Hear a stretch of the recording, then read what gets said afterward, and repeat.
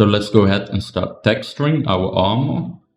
We're going to go to File, we're going to select the template.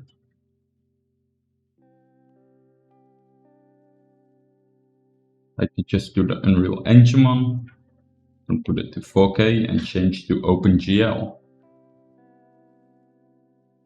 Go ahead and add the bakes that we did in Marmoset. I'm just going to select everything and add that.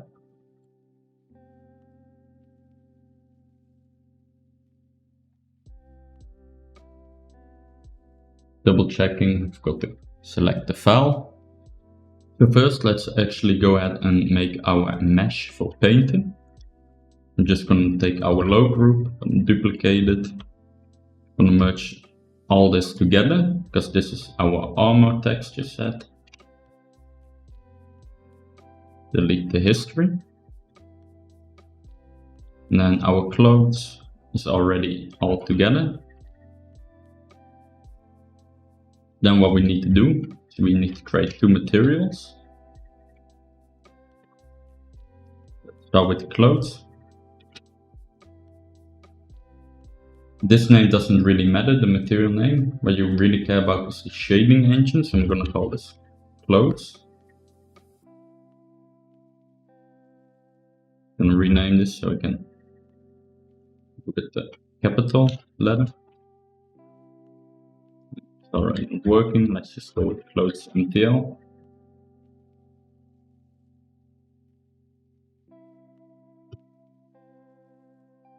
Then for this one, let's go with the armor MTL.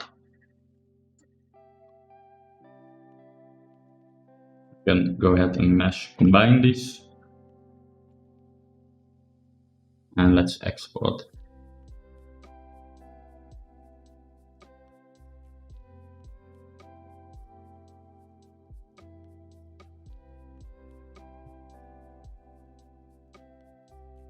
Usually make a painter folder and call this mesh or whatever. One thing that's important, make sure you're exporting materials because we need it. And let's turn on smoothing as well and export. Now painter, we can go ahead and take that mesh. Now let's go ahead and create our project. So the first thing that you see is that everything looks horrible. So the first thing I want to change is go to Window, actually project configuration, nope, settings.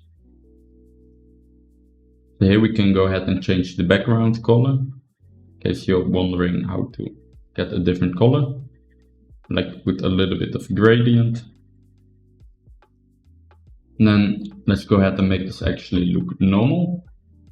So first off, we're going to be using the Tomoka Studio.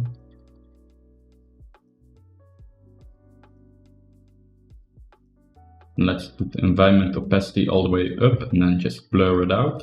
So now we kind of get a slider for the darkness of our background. It's kind of nice. Let's turn on shadows.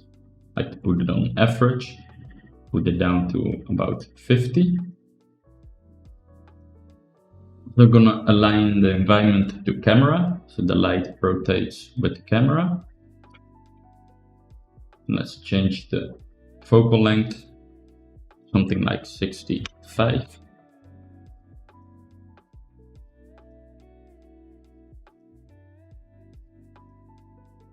Put 80. It's looking a lot better already. Let's do post effects and enable a vignette. Do temporal NTA lighting and bump this all the way up. This will make hard edges disappear. Not like hard edges, but like jagged edges.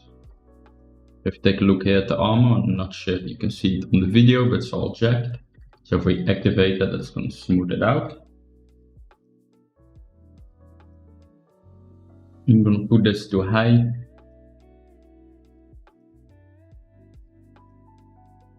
That should be it for the display settings. Now in the shader settings, I'm going to put this to very high. You can also go ultra, whatever you want, but it's not really a difference.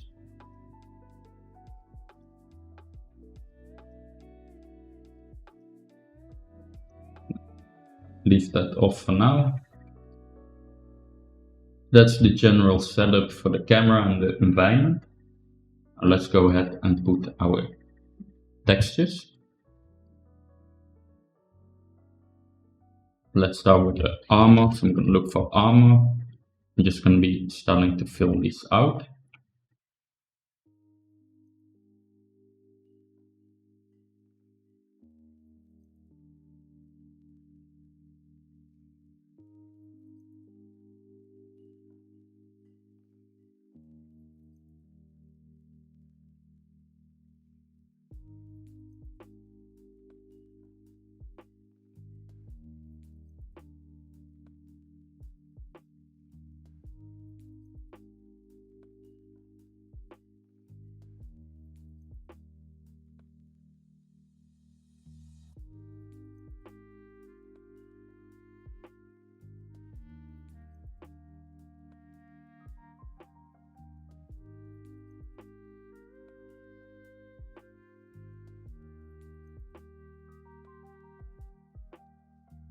And then the only one I'm going to leave empty is the opacity map.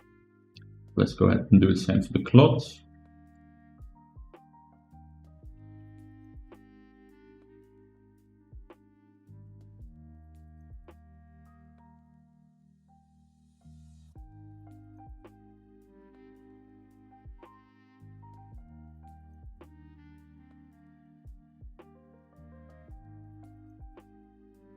I'm going to use the one without stuff over here from the other baking group.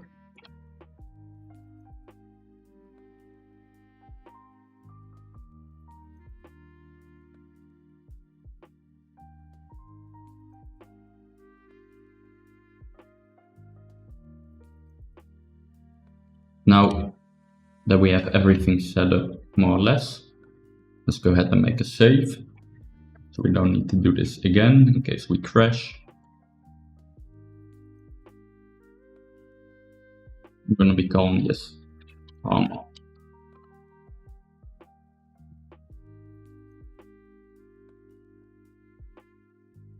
So let's go ahead and get started. So we're going to start off on the clothes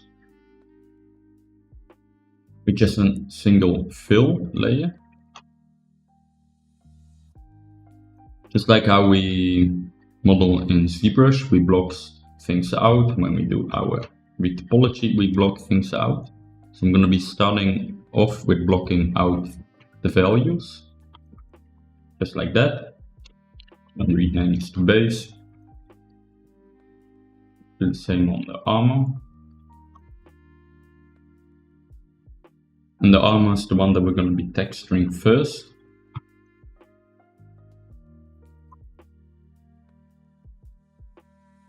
Let's not create a group yet. Just call this metal.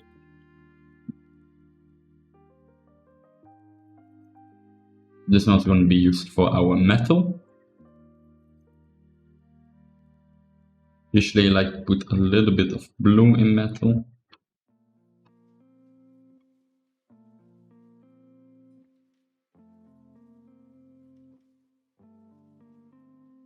Just like that.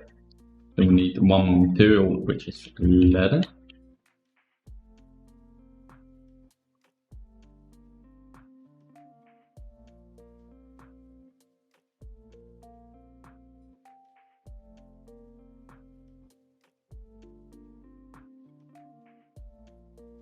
Something like that looks quite nice. Now let's go ahead and make our selections where the material should be applied. So first we're going to hit Ctrl G to create a group for both. This one I'm going to call metal, and the other one we're going to call leather.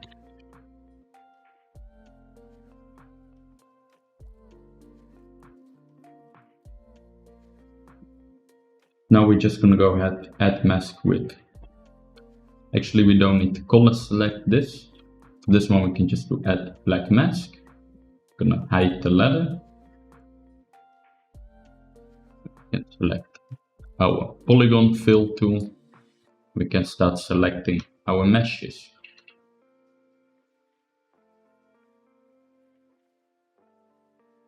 Just like that. One thing you might notice is that we need to select a lot of bolts, which can be very, very annoying to do. So another thing that we can do is we can just select everything instead. Then we put this back to black. Now we just select the straps. This will be a little bit faster.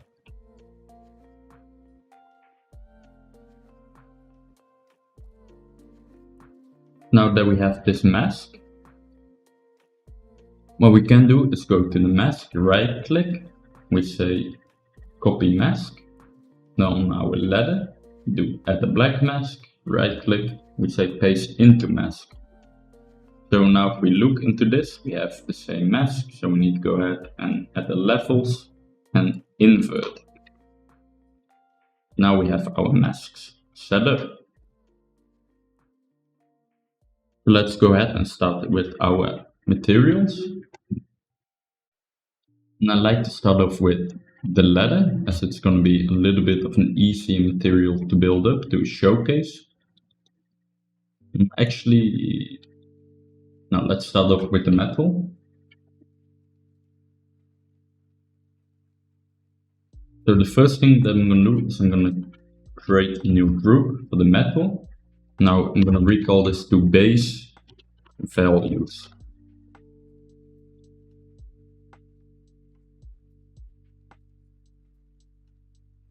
Now that we have our base values done, let's also call this base. I'm going to be creating some new layers, but we need to add some breakup to the channel. If we take a look at the base color, we just have one big gray color, which isn't great. We need subtle variation in values. So now we're going to put the lightness down to create some dark spots. So I'm going to call this HSL darken. And we're going to do right click, add black mask. Then we're going to add a fill. Now we can look in procedurals. We can go to branches. Now we can just click one that we like. For example, we can look for a metal one, which doesn't seem to exist over here. So let's look in all procedurals. Now over here we have a pretty cool metal one. So I'm gonna put that right there. Now if we take a look at our seam, you can see that this doesn't look very nice. So we have a very noticeable seam because we have the tiling set to UV projection. We can change this to triplanar projection. Now you can see it will hide the seams. See that seam is no longer visible. Let's set an appropriate size. Something like this, maybe a little bit bigger even. Now you can see that we have dark spots in our base color. Take a look at the roughness, you can see it's still all the same. So we need to select this, I'm going to do a new filter. I'm going to go in and add another HSL. Now we're going to put it to roughness. We can also alt click this to disable everything but the roughness. I'm going to be putting the lightness down as well. So now we have some variation in the roughness and in the base color. This is already looking way more interesting. Then if you want, we can also add some very subtle height. We can add a fill. I'm going to call this height. Alt click the height. We can go with a very small value. Just to get a little bit of detail in there. I would even say this is too much already. Or something like that.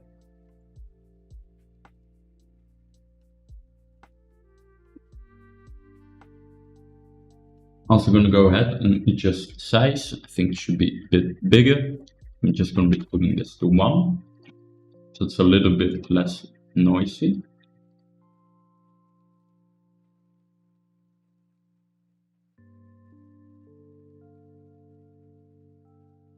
And something like that is looking nice. I do feel like our viewport's quite dark. What we can do is we can go to exposure. We can put this up a little bit, just to lighten everything up.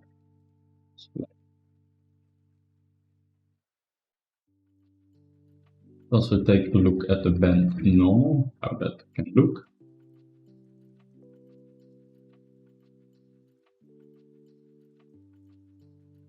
This is just a preview.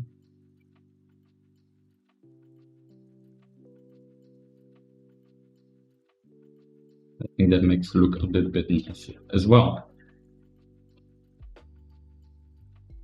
Now we can just darken this. We should also lighten this up a little bit. So we can duplicate it. And let's go ahead and change this procedural out for another one.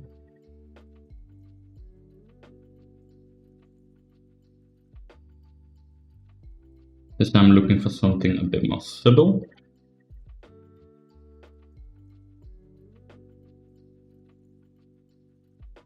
Maybe something like this. Let's take our first HSL of the color. Let's lighten this up. Do the same for the roughness. As you see, this is quite an ugly looking texture still. There's a lot of stretches. And it looks very procedural. So what we need to do is we need to add another fill. Now we're going to take another procedural.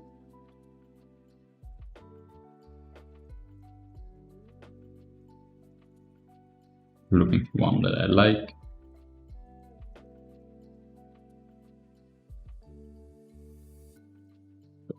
This one. The contrast. Just the timing. So now if we set this to multiply, this will start taking away some of that other one, which is making it look less repetitive. This one I'm gonna adjust the height as well. This one can bump out a little bit.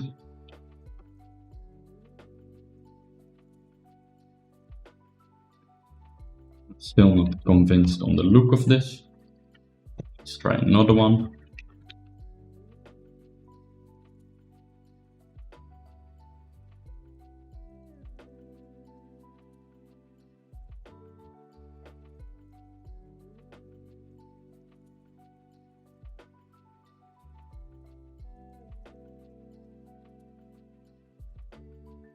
That's looking better. So now let's call this one lighten.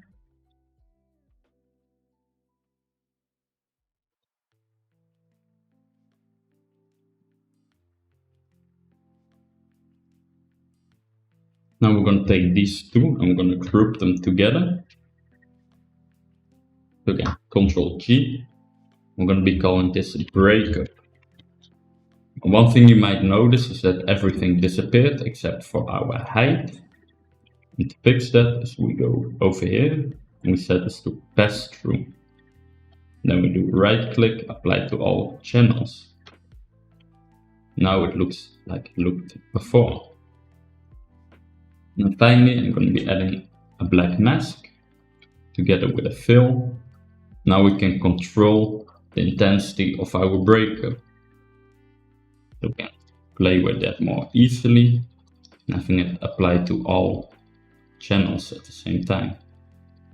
So for example, if I want to go for a more worn out metal, I would go with a quite high white. If I want to keep it a little bit less damaged and old looking, maybe something like 0.5. This is just something nice that I can go back to when I'm putting everything together and kind of deciding on the feel that I want to go with.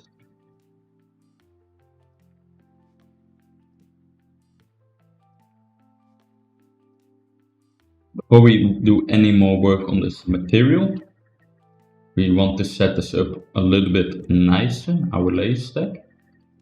At the top, I'm going to create a fill layer. I'm going to be calling this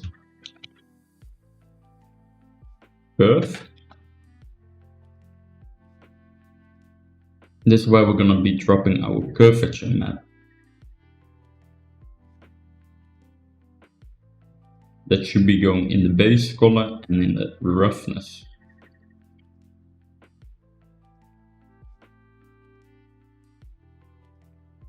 Take a look at the base color. Go ahead and set this to overlay. Let's go with like a value of 25. Now I'm gonna right click overlay, apply to all channels and also the transparency. So what does this do? It's gonna give us a little bit of that high poly detail back in our textures, creating more detailed textures and with a little bit more depth to them. So one thing that you might notice, where we did our edge damage, you can see that we get some nice detailing. Now over here it's looking quite boring.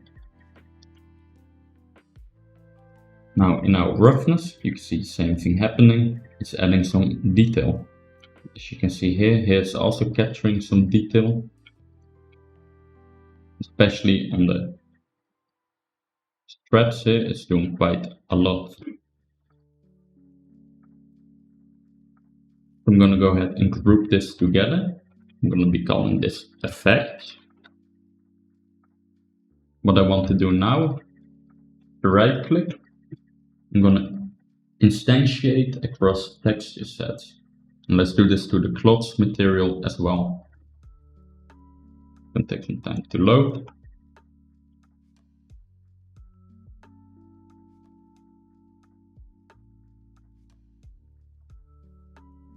Now if we go to cloth material, you can see the effect instance being over here. One cool thing is actually using the curvature of the clothes directly. We don't need to go ahead and adjust that. As you can see, it's matching up.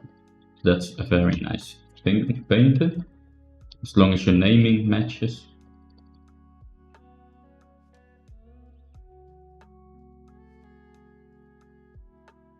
That is to 25. One thing that we do need to make sure is that we set this to pass through. Apply it to all channels. Now you can see that's looking normal again. Maybe I'll go with about 32. So besides doing the curvature, I'm also going to be using the ambient occlusion to get a little bit more depth in our textures. Technically this is breaking PBR rules, but it makes your textures look a lot nicer. I'm going to call this AO, add the black mask, the fill,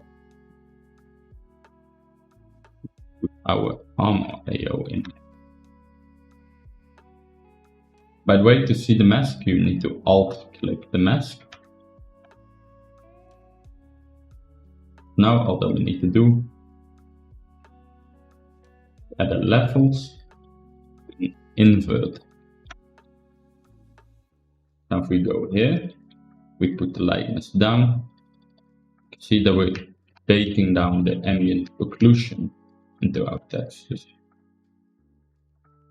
So one thing that I like to do whenever I darken a value like this, I like to bump the saturation up.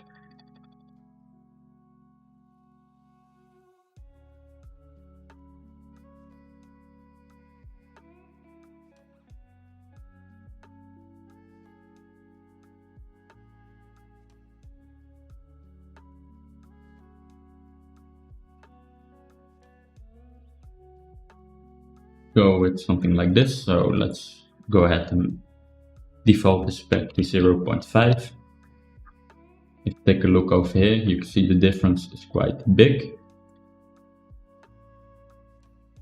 If you don't do it, your text just kind of start looking dark and boring to me. Now lastly, we're going to add one more effect. We can search for sharpen. I'm going to be dropping a sharpen on top of our textures. As you can see, that makes it look a little bit more high resolution. I do want to limit this down to something like 0.3. See, that gets rid of that blur, makes everything look nice and sharp without overdoing it and making it noisy. Now that we have that done, let's go ahead and disable and enable it.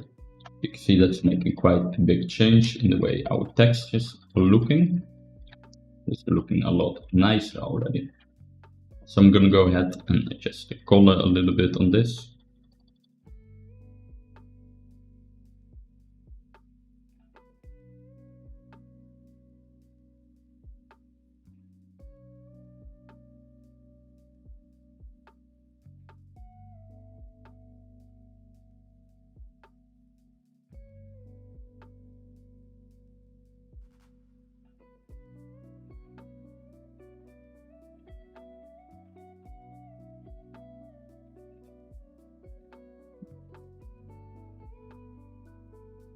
Now let's continue. So after we've added the breakup, I'm gonna add a new group, which is gonna be details. The way I like to add my details, let's just create an empty fill layer and call it detail mask, black mask. Over here we're gonna choose a procedural for our details. This one, just gonna type in metal.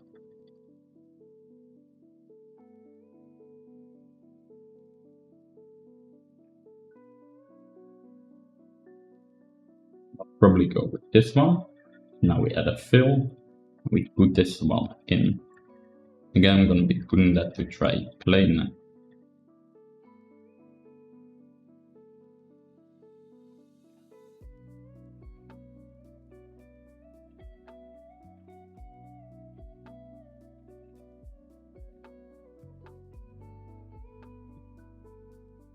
Now what we need to do is we need to add an anchor point. It's going to be called detail mask mask. So let's get rid of the mask. Now that we have that set up, I'm going to group this fill layer. We call this details. Now let's just set it to pass through and apply it to all channels. Now I'm just going to alt click color and also click color, so this is not doing anything. The only thing it does is hold a mask. So what we can do now is drag another HSL on top of this. I'll call this color. I'm going to duplicate this and call this roughness. And finally, let's add a fill. Click the height. I'm going to call this height. Now what we can do, we're going to add a black mask. I'm going to add a fill. Then we're going to select that anchor point that we did.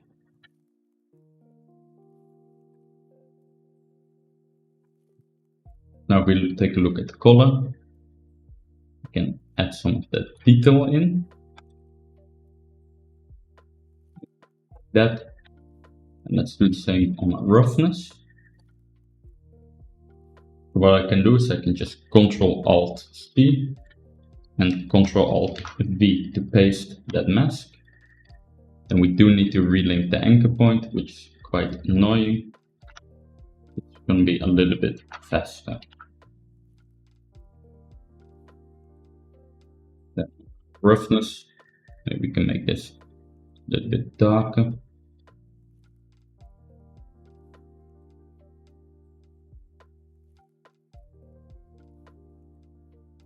We need to set this to roughness. Then on our height, go ahead and adjust the height of that. Something like this. Now our overall metal is looking quite dark, but we do have a lot of layers that we are changing the values on and everything. So it'd be annoying to kind of go back and adjust every layer. So I'm going to do it instead. So I'm going to go ahead and create a new filter. It's going to be color correct. I'm going to be putting that on top of metal. I'm going to group this and call this adjustments.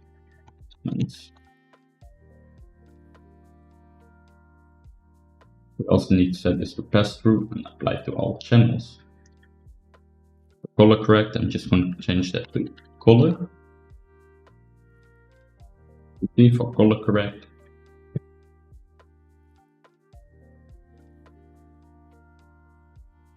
Over here we can mess a little bit with our values.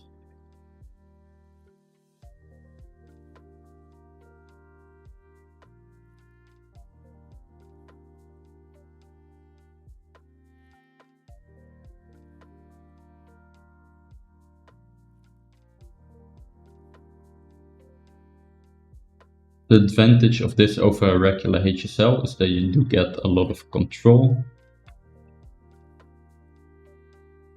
over the tones.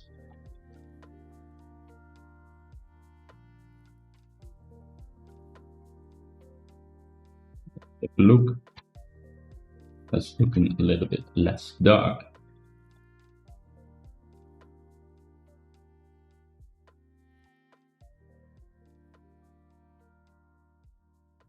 Let's go back to our details. You might be thinking, why didn't we just add that black mask of our detail mask in the detail group itself? That's because sometimes you want to have very specific fine control over each detail layer. So let's say in our roughness. Let's say I want the roughness effect to be a little bit more contrasted. We can go to the levels. We can go ahead and mess with the levels of that. Can change this. Now if we take a look at our roughness mask, instead of a color, you can see that they're applying the same detail mask in a different manner. So this allows for more fine control, which can be pretty helpful at times. So let's go ahead and mess with our height.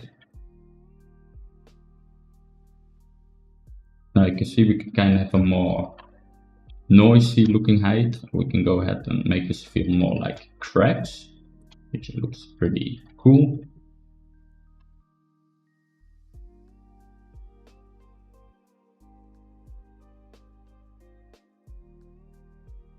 I think like that looks pretty nice. Now you can see the strength of separating that out into different maps. And the details still match through the channels because it's all being driven from the same. And then if we go ahead and adjust the position or whatever for the map, it will all update with the same changes. This is going to be sounding a little bit vague, but as soon as we get to the ladder part, you're going to see it in a more practical manner.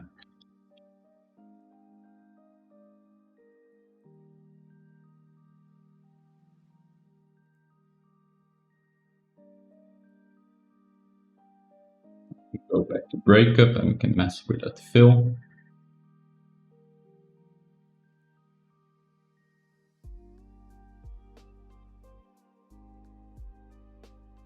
But I do think we had quite a nice value the first time. So these are our three main groups that I always use for whatever I'm texturing. There's a fourth one that goes in between details and adjustments.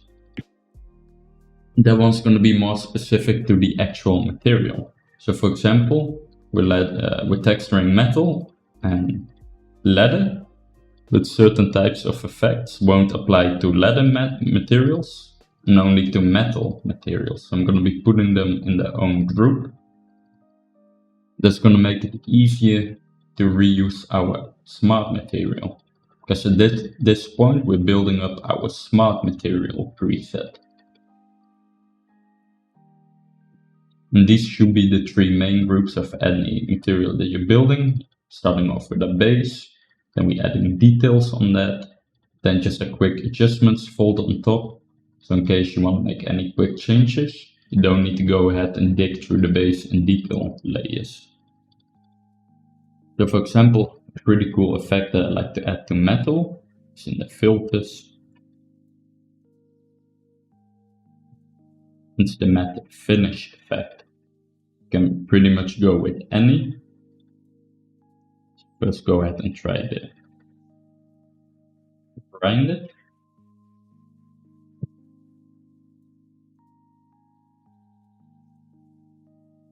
And grouping this, pass through, apply to all channels. And be calling this material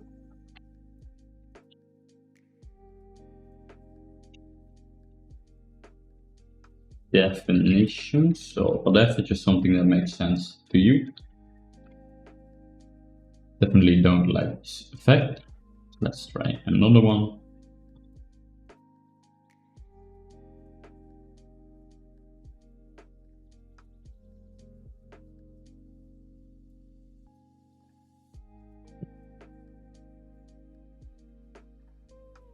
I'm starting off with the ones that I know that I probably won't like, because otherwise I won't try them.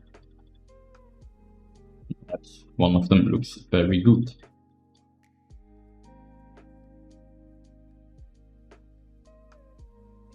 Yeah.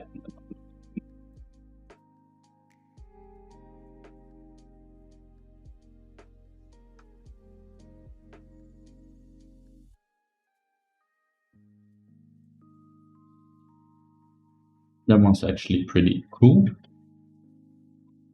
So probably use this one on a low intensity.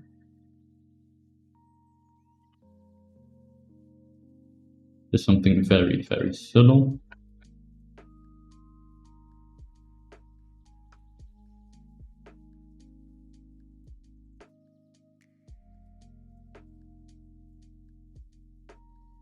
And try adding a filter to this, and then go with a warp.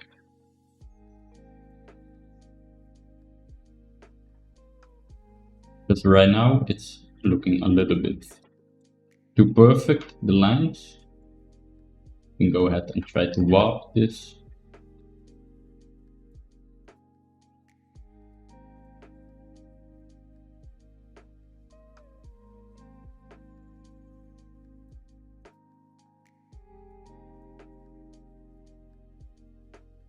It's actually warping everything we got. I don't mind the effect that it's giving us.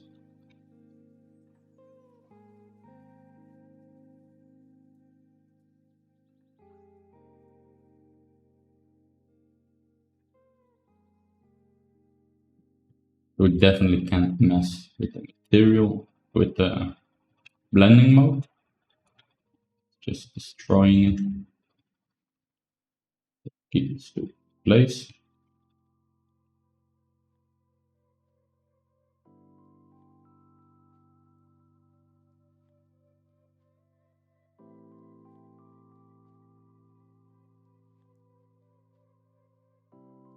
Maybe something like this, just to make it look a little bit more sharp.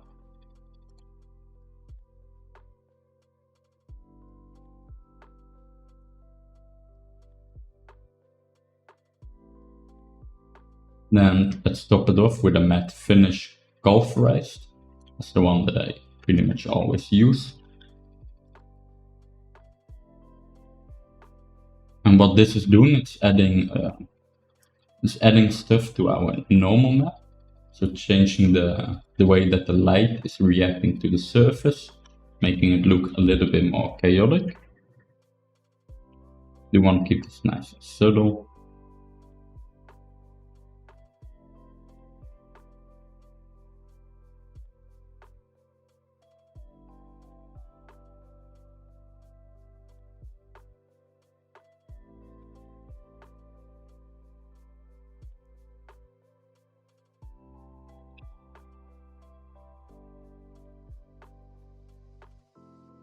Maybe something like that. And this effect, we can also go ahead and replicate this on our own. So what we can do is we can go to base and go to breakup. HSL. This time let's put this to normal. I'm going to be calling this normal. We'll just add a black mask and a fill.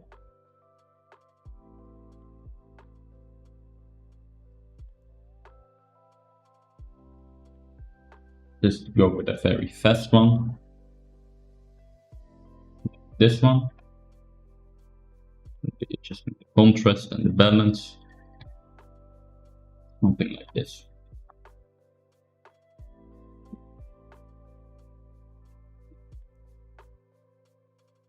Take a look at our normal map. Go ahead and adjust the value. Which doesn't seem to want to work. Try adding a fill. Just putting this to normal. Just color.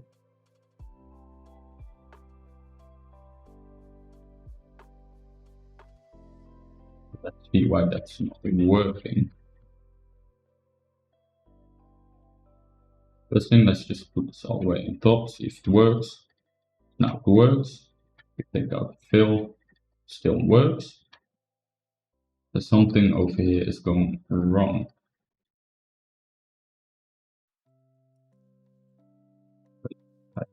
All again.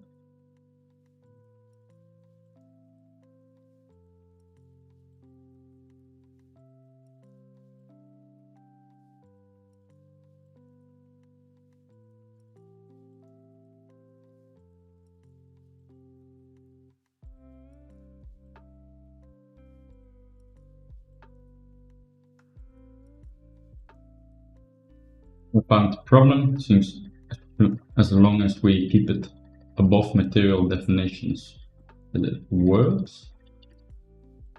So see what's happening over here.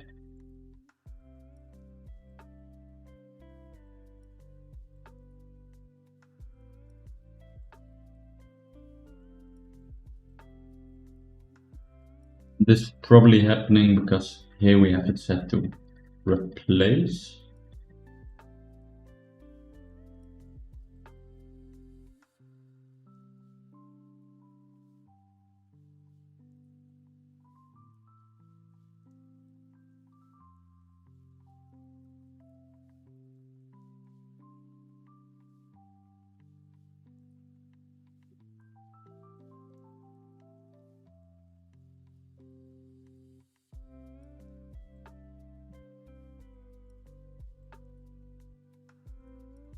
Not quite sure how to fix that. I'm just going to be putting this on a material definition instead to keep it nice and simple.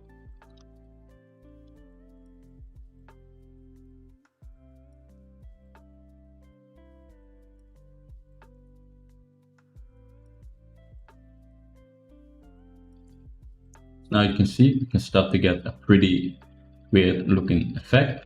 That's because we're adjusting the way the light reacts to the surface really strongly. Tone this down a little bit, keep it close to the original color.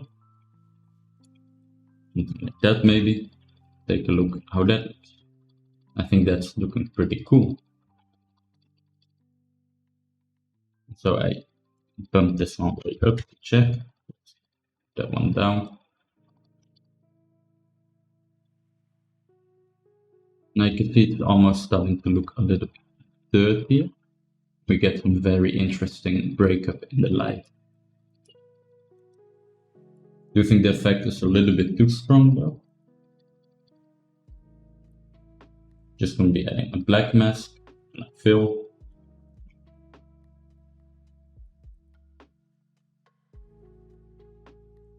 Work, we need to add fill so that destroying the mask and put that to multiply. Now we can control the intensity of that effect. So something like that looks pretty nice to me.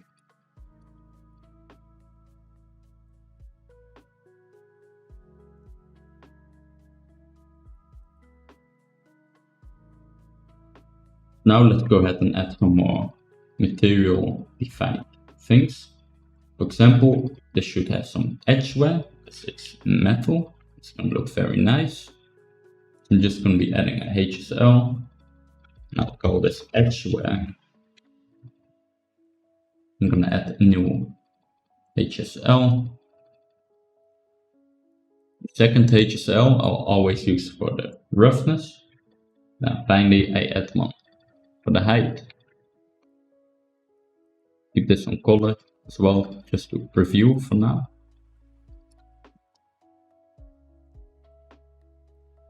I'm gonna keep this very nice and simple. Just going to a smart mask. Let's try gun edges.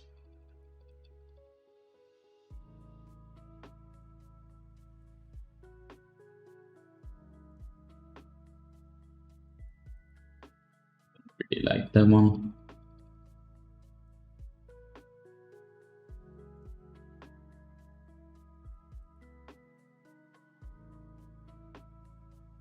Maybe fabric edges. I think that's more what I'm looking for.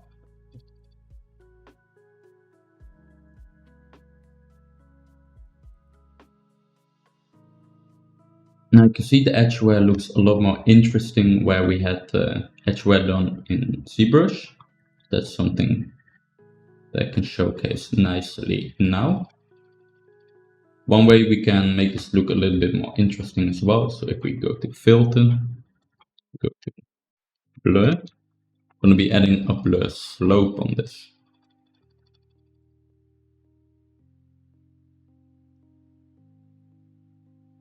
The contrast, something like this perhaps. That's making it look a little bit less even.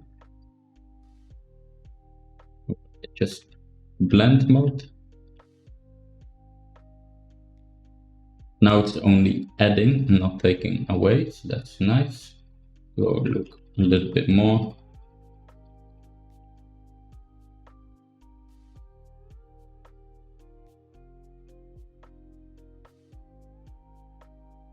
I think this one was looking very nice. The Lodge, linear dodge.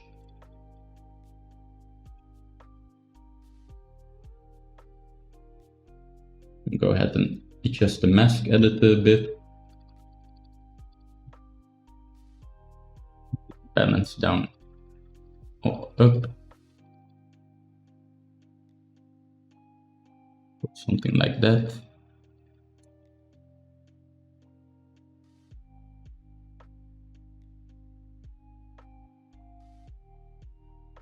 You want to still keep some scratches. Or something like that.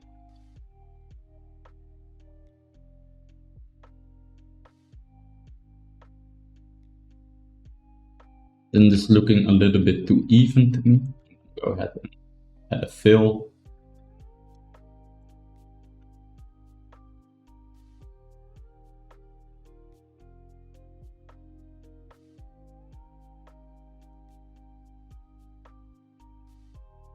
Now let's set this to multiply.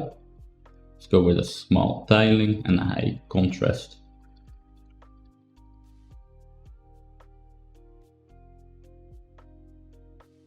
We can adjust the opacity. So right now the edgeware doesn't look the exact same everywhere, so that's nice.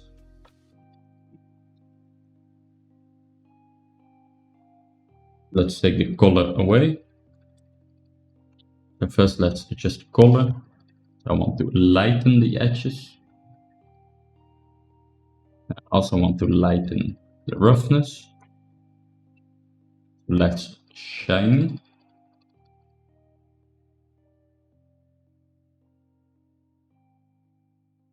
And we can probably push the height in. Like that.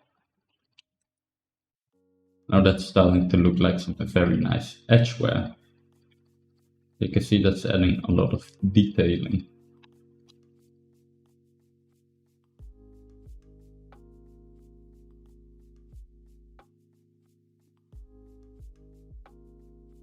Again, we can take a look at the difference between the ZBrush edgeware. That's going to be this one. It's without any painted work in ZBrush. And this one on top as our edgeware pass, which looks a lot nicer to me. But by adding that blur slope, we can also start to make this look and feel a little bit nicer anyway. So you can decide for yourself if you have the time or if you think it's worth it to add it. And I think that's looking pretty good for our metal. One thing that I don't like is the bolts. They have pretty much the same exact color, though they've gotten a lot lighter. But what we can do is we can go into our adjustments, go with the HSL, actually color, correction. I'm going to call this bolts. We'll mess with color selection. I'm going to be picking our bolts.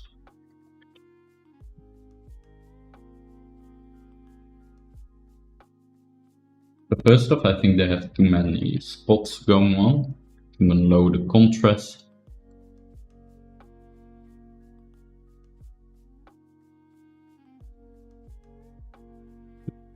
This.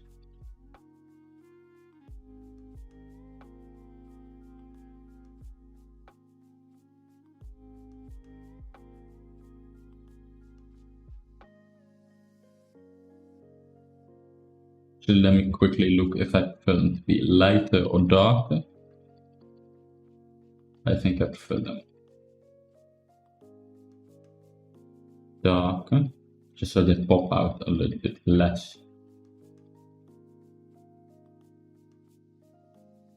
Let's go with something like that. I think that looks a little bit nicer.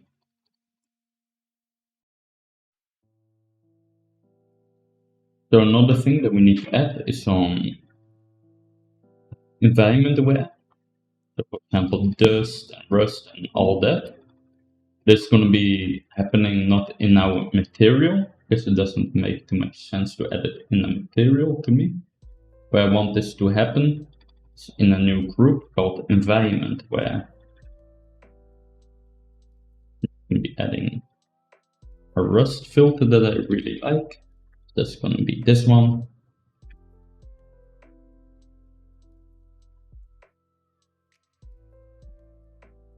So the advantage of doing this on top is that it's going to be applied to everything, so the rust can leak into all the materials. I'm going to create a group, call this environment, where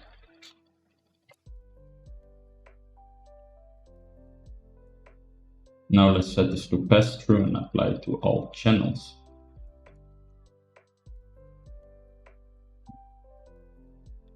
So this is way too intense. So let's go ahead and adjust the rust. I think something like that looks pretty nice.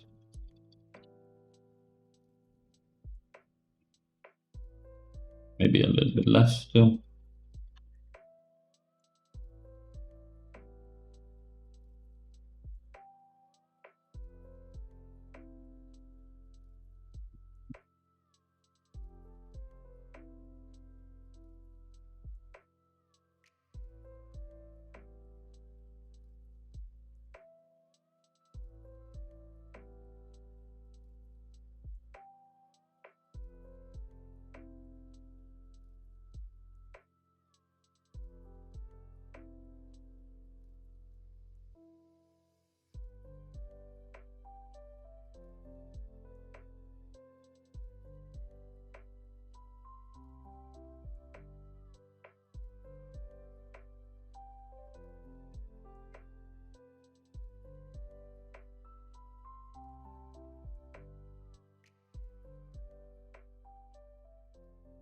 Just kind of adjusting values, but I'm not really getting something nice.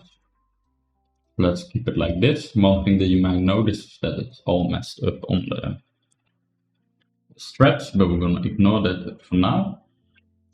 Let's actually go ahead and disable this whole layer. It is making a huge difference in our feel. We're going to be working a little bit on the leather right now.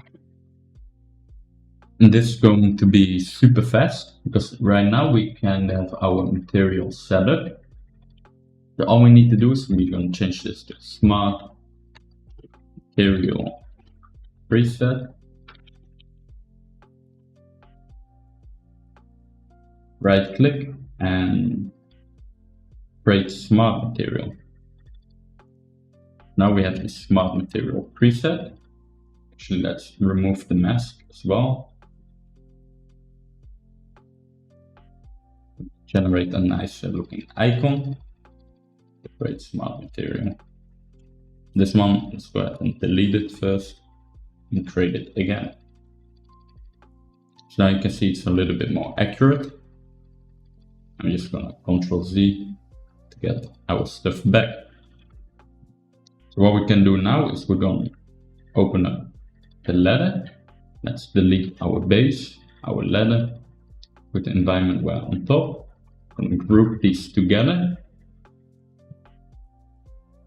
Let's call this materials.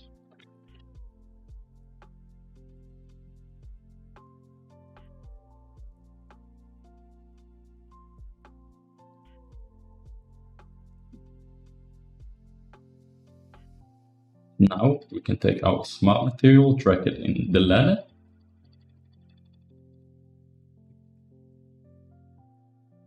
Now you can see we have our metal back. So the first thing we do is delete material definitions, because this is going to be dependent on the type of material that we're making. Go ahead and disable all the adjustments and details. Now we're going to dive into our base. We're going to be adjusting the base values.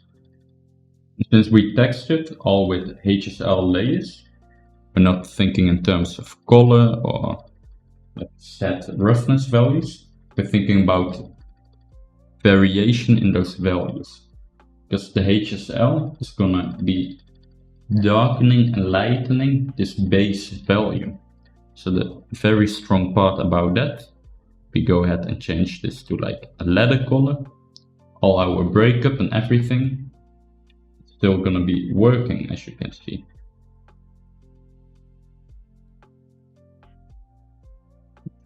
Color that I like.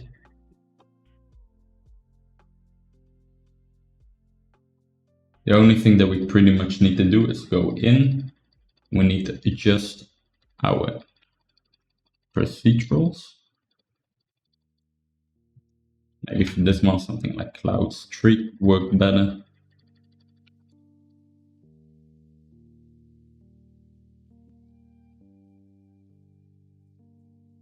Smaller tiling. Quite boring. Maybe the moist one, that was pretty nice. Still looking a little bit boring. One thing we can try to do is to have a filter. Go ahead with the high pass.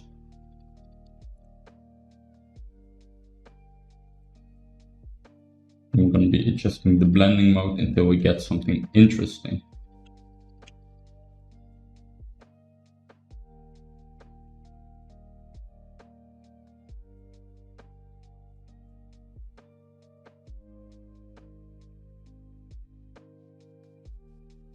I think all the way at the beginning we're getting the most interesting mask.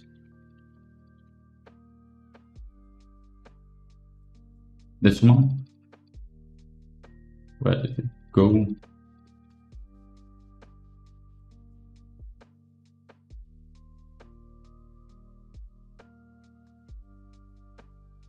Let's try this one and just the radius, see what that does.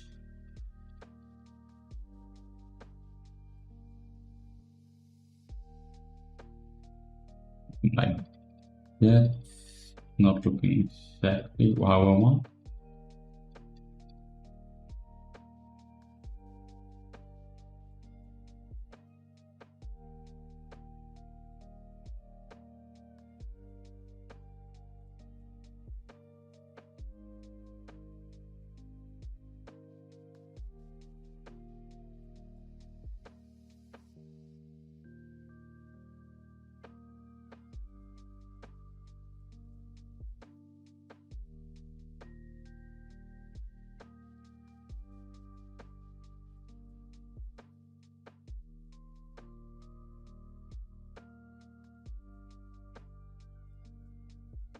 probably go with this one. I think this one is giving us the most interesting result.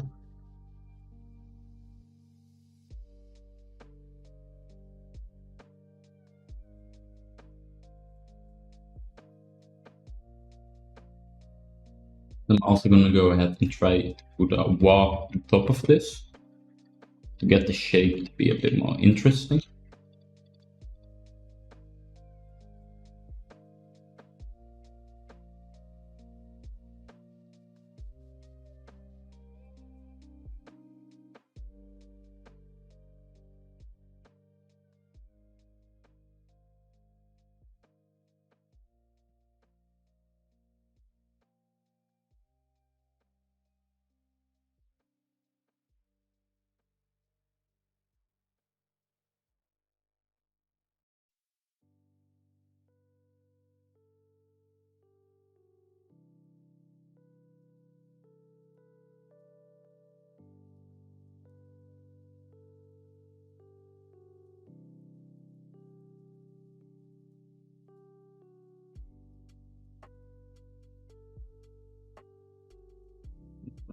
That. Take a look. And disable the lighten.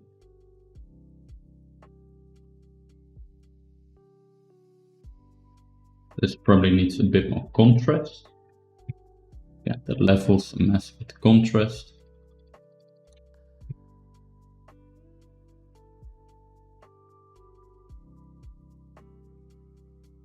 That's looking pretty nice.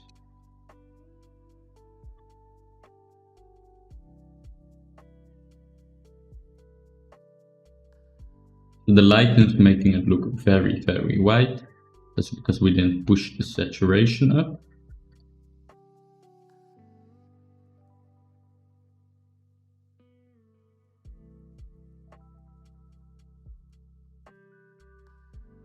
This one, I'm just going to go ahead and copy this mask again.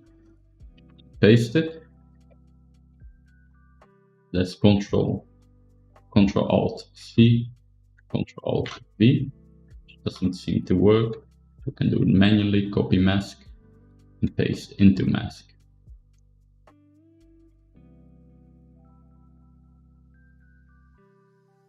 We're just going to be adjusting this one. Maybe spots.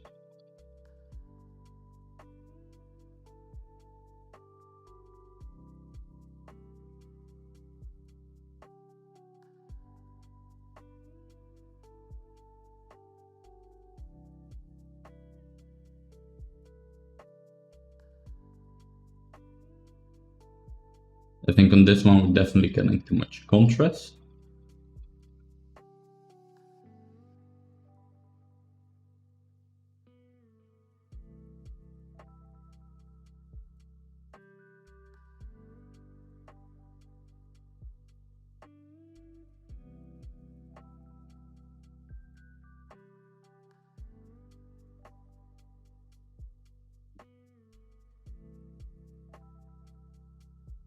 Maybe let's try clouds instead. That one's looking a little bit better, although I think it's missing some detail. So we can go ahead and add a fill, this to multiply, and add some spots to this. Let's put this to subtract.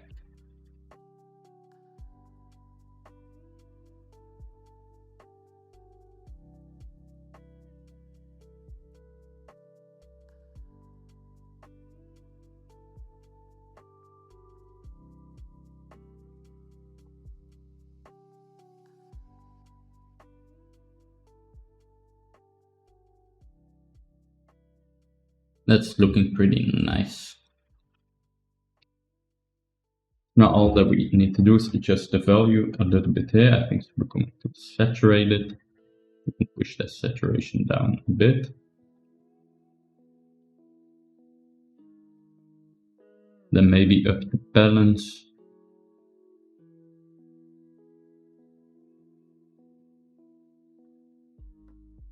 Like that is looking like nice. base of our ladder to me. We can call breakup done. Go ahead and enable the details again. So all that we do is go into our breakup. I'm gonna fill this with something else. For our breakup, our detail mask. I can type ladder. Keep it nice and simple. We're just gonna use paint as default ladder stuff, so everyone can follow along. So you should be replacing this with a nice ladder detail map.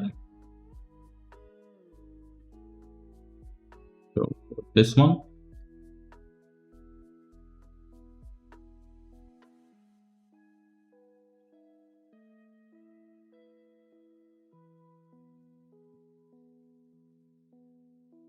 You can see this looking messed up. Let's go ahead and start off with color.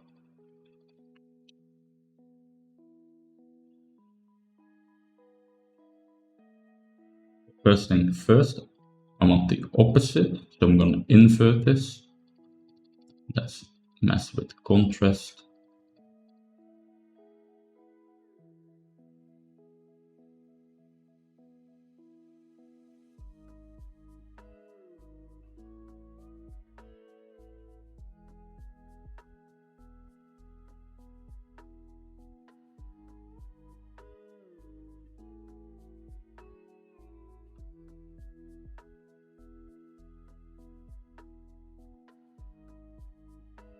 I want to darken these areas. Actually, I want to lighten them. Let's bump the saturation up for them. This maybe. Liking the feel of that. Go ahead and put the other one.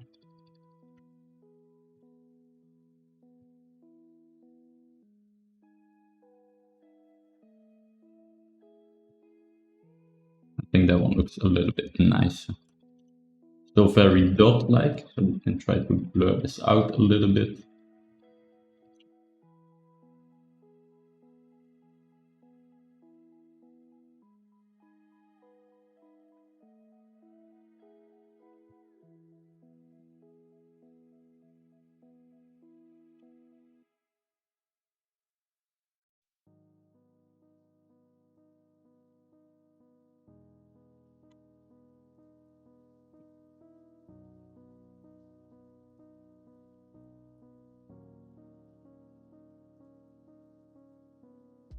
That's a little bit nicer. Now that we have the color done, let's work on the roughness.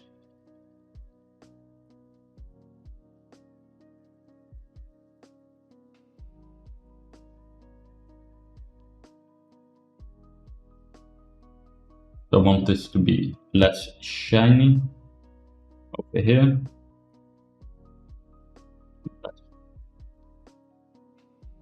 Make that smaller.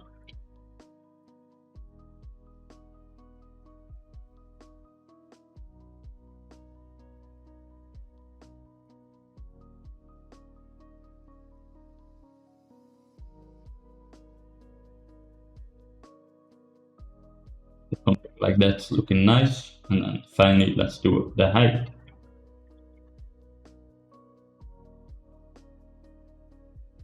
Reset this.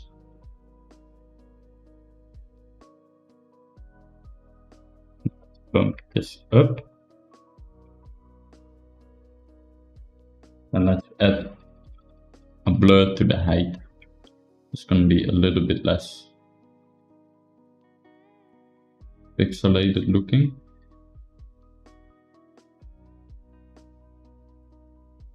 See, that makes quite the difference.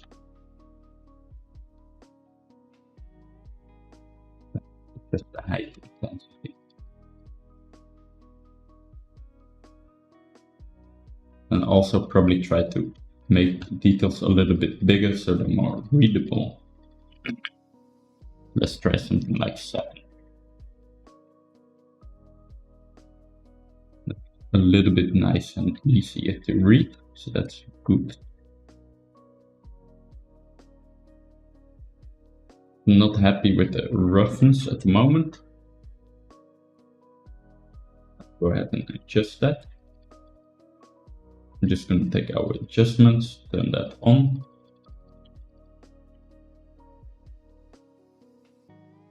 First, let's mess with the color correct.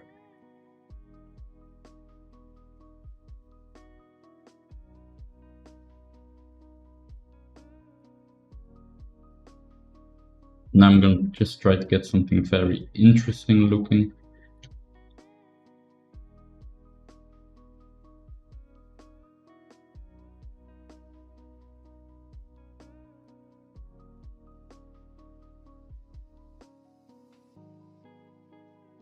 That definitely looks interesting.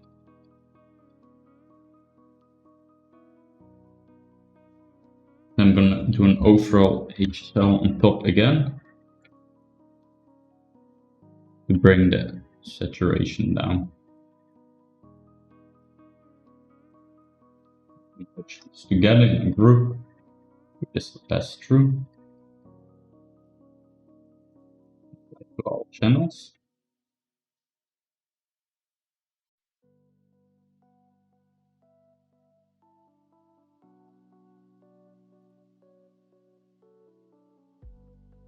Now we got a nice slider for the adjustments of the color.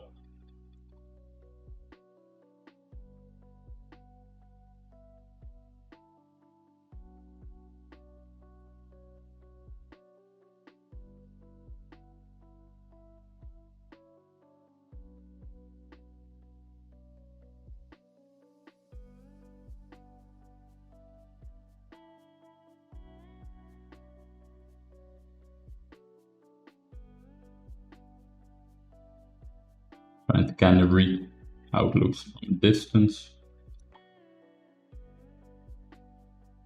I think this blends in a little bit too much with the metal, it doesn't stand out enough. Now it pops out a bit too much. You can go from the in between. You can see I like to throw lots of HSLs on top of HSLs, just because it goes very fast to make adjustments.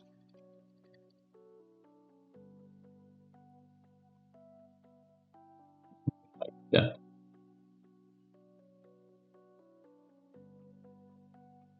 Let's call this top ladder.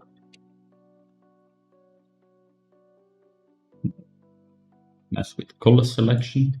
Select our top layer of the ladder.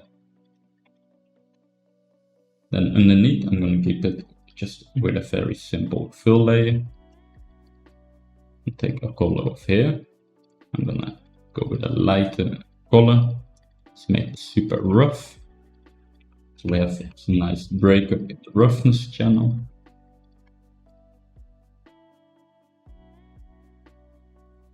That's looking nice. One thing that I want to do is I do want to get some breakups. I'm going to copy this, paste it.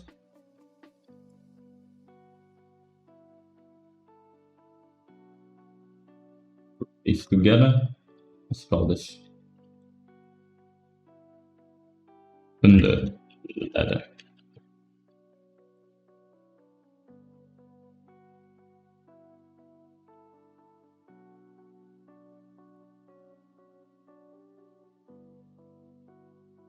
I only care about darken.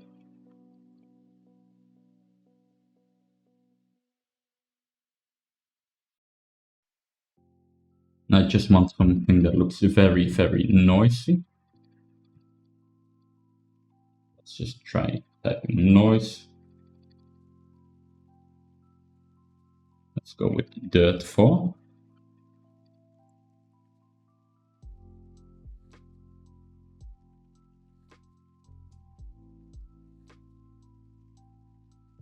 Bottom put this to try planar, the contrast.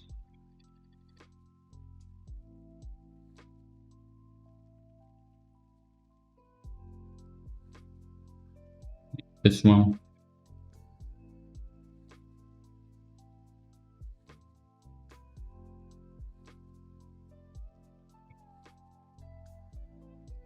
think this one works a bit better.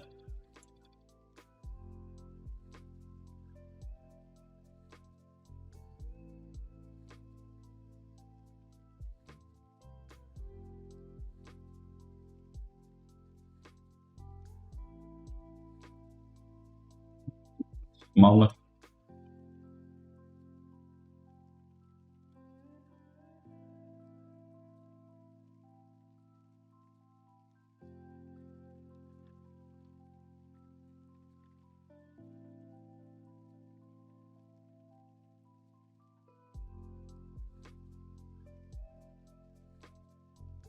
I want to go with a different value, but I don't want it to match to the top part. So I want to be careful with that, to avoid those values.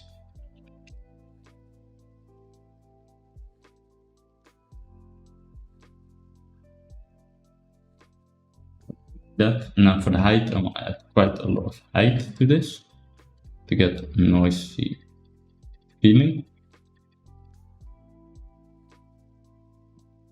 Now one problem that we have is that we're getting this everywhere. Now what we can do is we go to top ladder, go to height, and we put this to replace. Like you can see, it doesn't pop through anymore.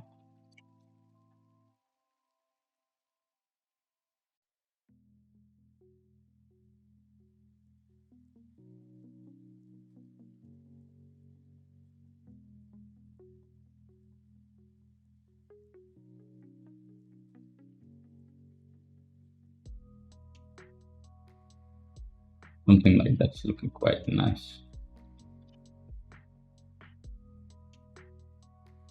I think we can use a little bit more breakup in color.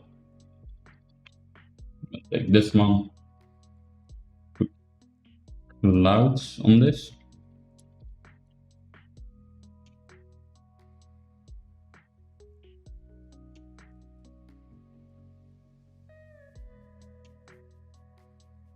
Maybe we can adjust the hue a little bit even on this one.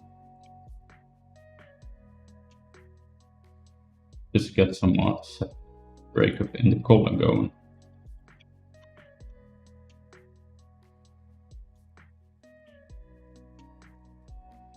Something like that.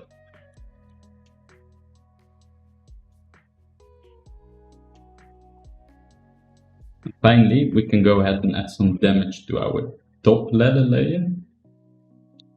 So here we can add a new mask by Ctrl G by adding a new group.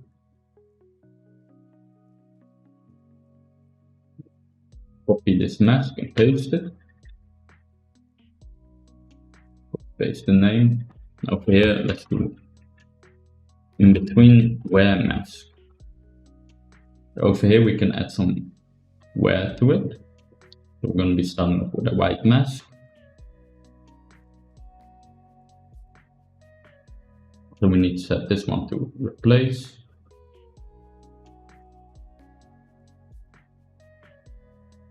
The first one that pops in mind again is the fabric edges. We'll be tracking that one on here.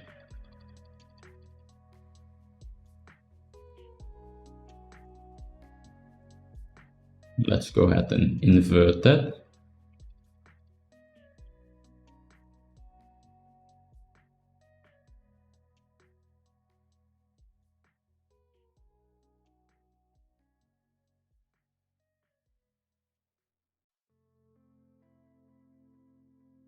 This will just take away a little bit from the edges. You can see this adding some edge wear to it. And I think that's looking pretty nice. I do also want to add some scratches. So we can do a fill, scratch.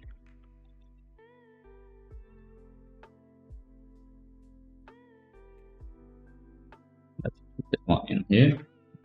Not the nicest one. This one.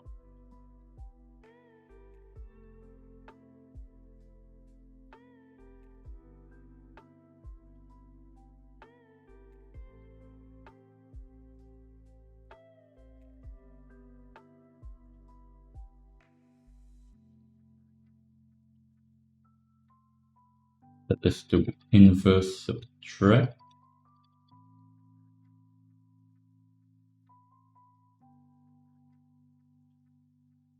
It's not the one.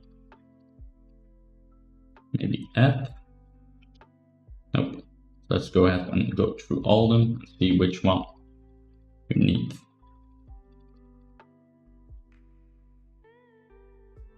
We need inverse divide.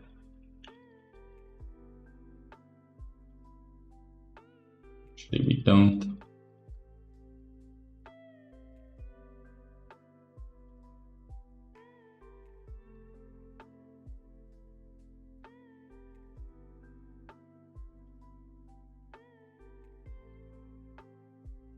This is the one we need. Subtract. Now we can get a little bit of scratch going to the letter. Gonna make it look a little bit more natural.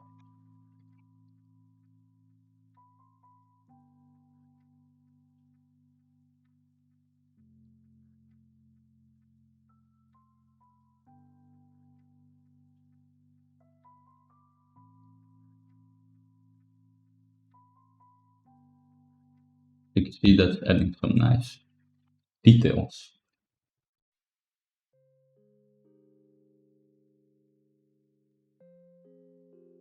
Now I'm thinking maybe it could be cool if we have some normal stuff happening in the details as well. I'm gonna mess around with that.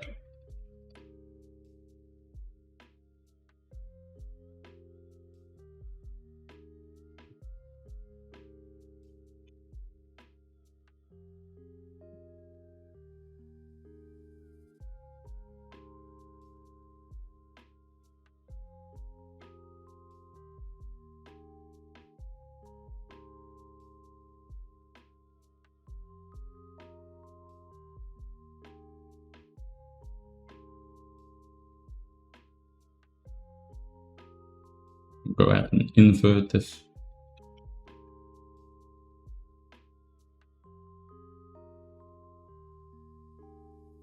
Now we can get a slight difference in light in between.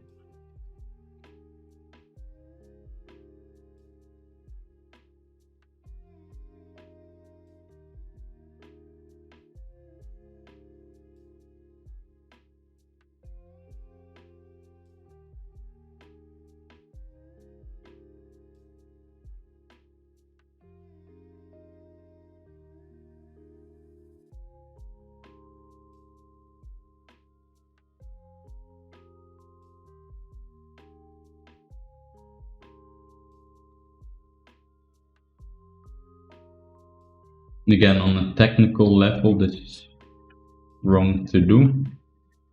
If you're breaking some PBR rules, I think you can get pretty cool effects from this. I do like to do it.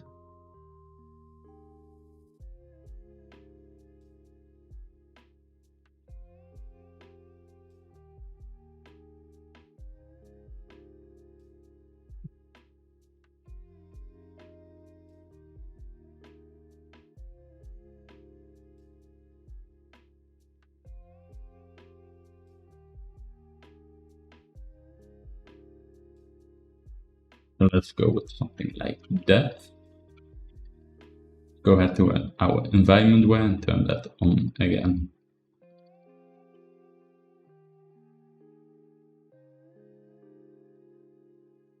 Pretty nice. You can also create a black mask, a white mask. Now with the dirt one, you can start painting away a little bit of that stuff. And lower the stroke opacity, the flow. I just want to be sure that it's a little bit more subtle. Right now it's quite strong.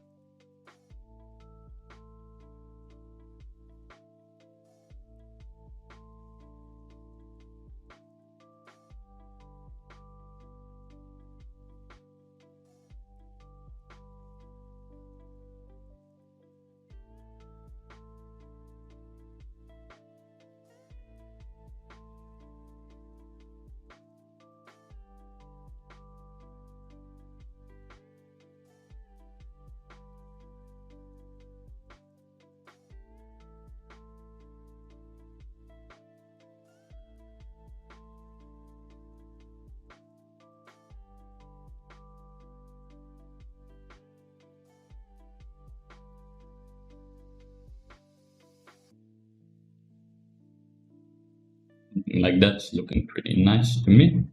Go ahead and get rid of this stuff over here.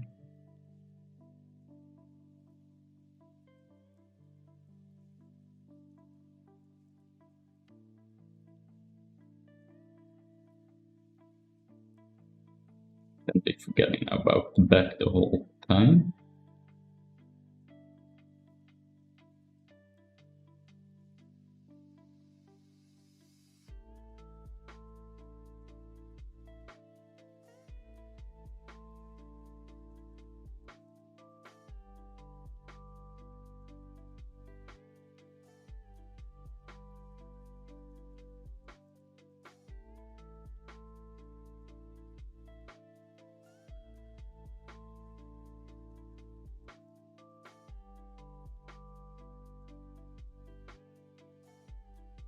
This is starting to become a lot more nice and subtle, the rust.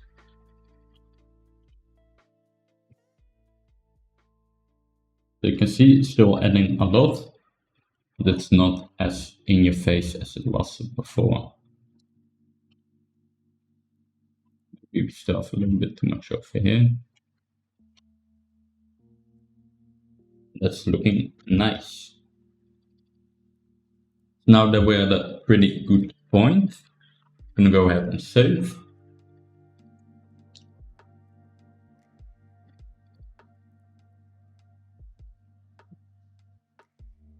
And I want to go ahead and set up our render scene really quick. This doesn't need to be our final render scene, but I already want to have something going to kind of preview how everything will look like.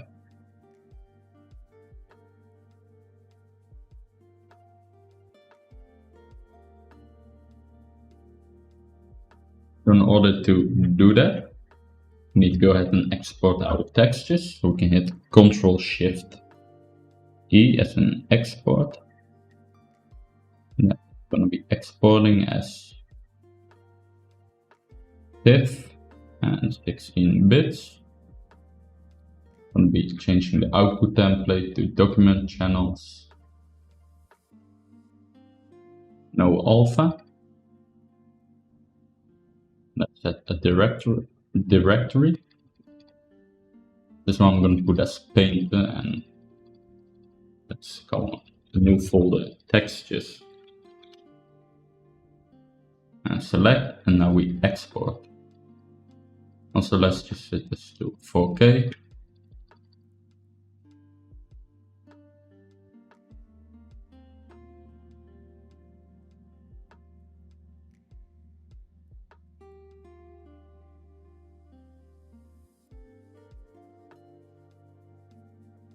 I'm going to make sure my pivot is at 0, which it is. So great. So let's go ahead and open up a marmoset.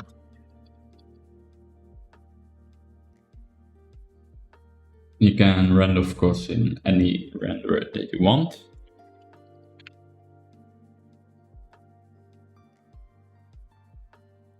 You can take the mesh from Painter, import it, set our textures.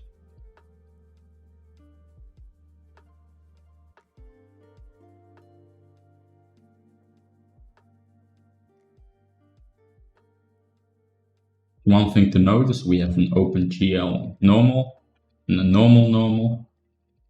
As you can see, the normal map's just the normal map information that we added in Painter. So be sure to use the other one.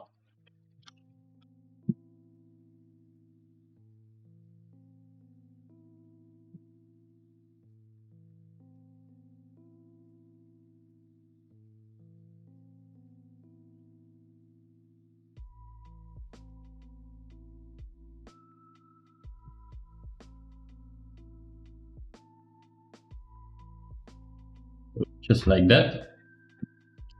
As you can see, this looks a lot worse than we had in Painter, and Painter was looking pretty nice. So that's why it's important to set it up kind of early on to get an accurate idea of how your final stuff is gonna look like. So add our occlusion.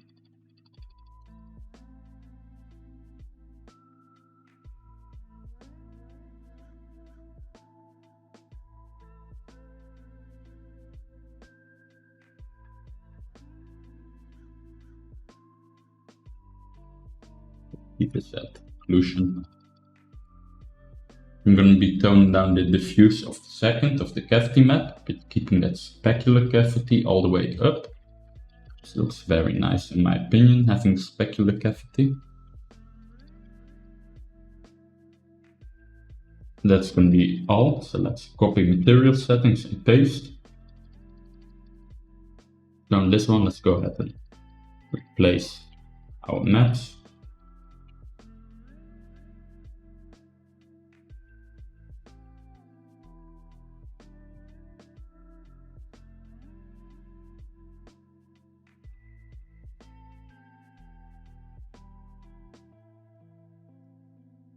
So like that. I'm going to put this one to microfiber. You can mess a little bit with that.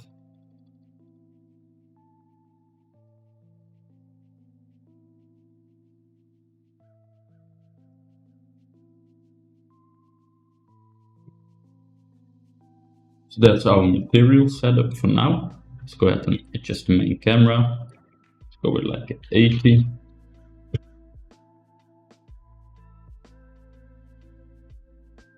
Go ahead and turn on our save frame. That's what we're gonna render in the 16 by 9 resolution. And in our render, first off, let's go ahead and use ray tracing. Quality. I see that's starting to look way nicer. Go ahead and save this.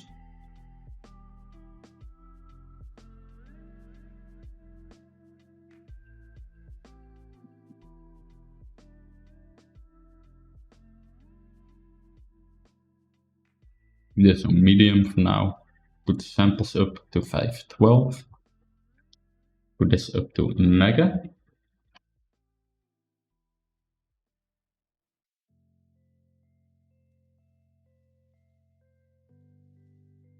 Now this is not going to do anything because we're using ray tracing. But if you aren't, put it to screen, mess with this, put it on specular as well. Mess with the occlusion, which looks pretty nice as well, but I do recommend just using ray tracing because it almost always looks better.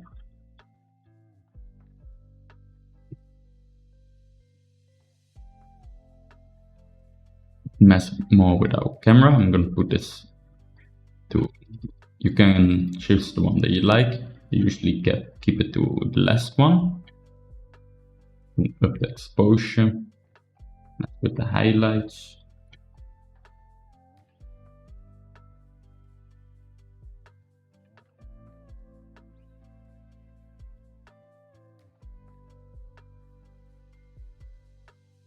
Like to use quite a high clarity in my renders, just gives this very strong effect, what I like.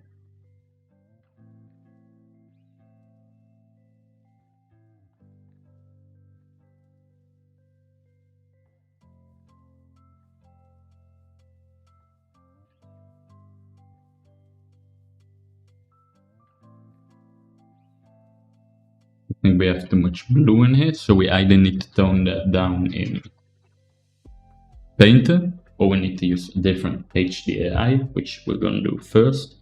Put some sharpening, a little bit, just a vignette. Go back to sky. I'm going to go ahead and go with color. These are the three colors that I most of the times use. It's a dark blue, which is a dark. Most of the times I like to just render with a white background, so it creates a lot of contrast.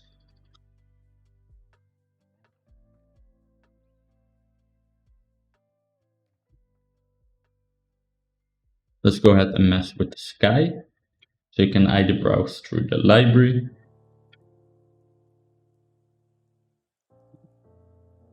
the one that you like over there. But my preferred place for HDRIs is HDRI Haven. And you can just go here and click download, and this is going to download all the HDRIs. Go ahead and open this up. After opening up the file, set a resolution. Go ahead with 8K. And choose the format. I'm giving it HDR and save path.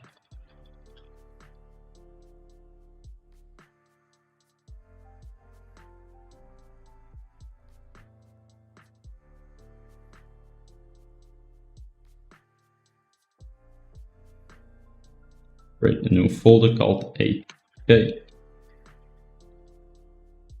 Just select it. You can save, and actually I'm going to lower this down to 4K. That's a little bit faster. And download all HDRIs. So now that we have our HDRIs downloaded, we can start messing with the sky.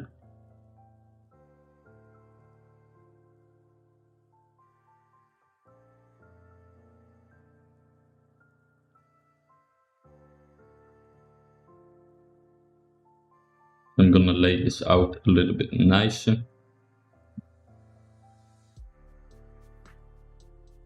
Now we can just scroll through all of them and we can start dragging them in. So for example, here we can see our HDRI. Now we can just take it and put it in Marmoset. Then click to reload it.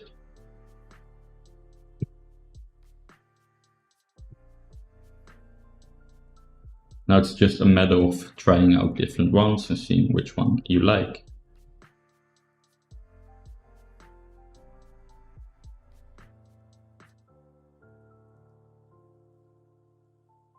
I'm going to be pausing the video. I'm going to kind of do this off video to kind of see which one I like. Then I'll get back to it. Now another thing that we can do to browse this a little bit faster is we can type .hdr and we can take all these HDR files. I'm gonna drag and drop them to our library.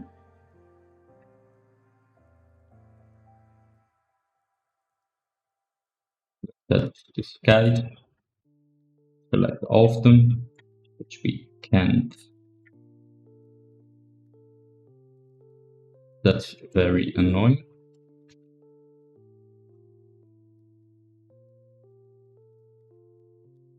So I'm going to try to import this and see what happens.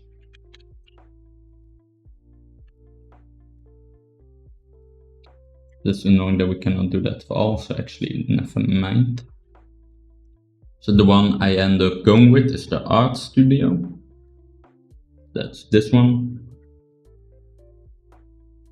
Just drag and drop that in here. Should be doing the HDR. This is the one that we're going to be working with. One thing that I don't like about this HDRI though is the colors that we're getting.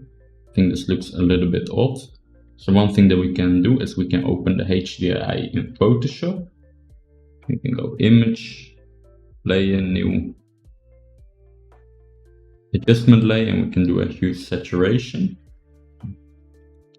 So I want to tone the colors down, especially those reds. I'm going to totally destroy those, and those yellows. And we can keep a little bit of the blues, I think. And take a look. Maybe we can also use a little bit more contrast. This is just kind of going back and forward between Photoshop and Marmoset. Just going to do an exposure. We're going to put this up a little bit to get some more light. You can offset this to bring some more contrast. So let's give this a try.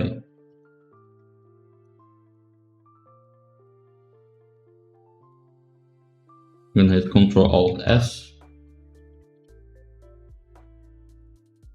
We can call this one Art Studio 4K Custom. I'm back in Marmoset.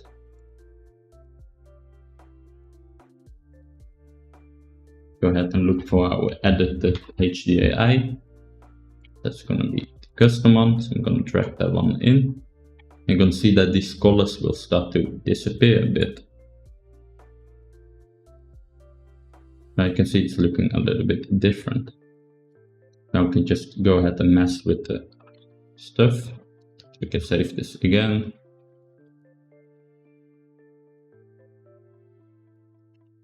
So saving this every time will be a hassle. So one thing that we can do, we can go to Window, Actions.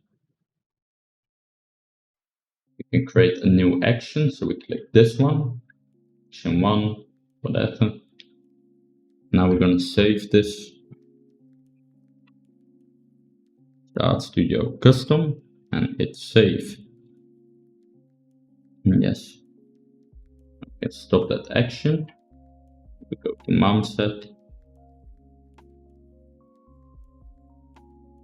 We do have to reload it, sadly.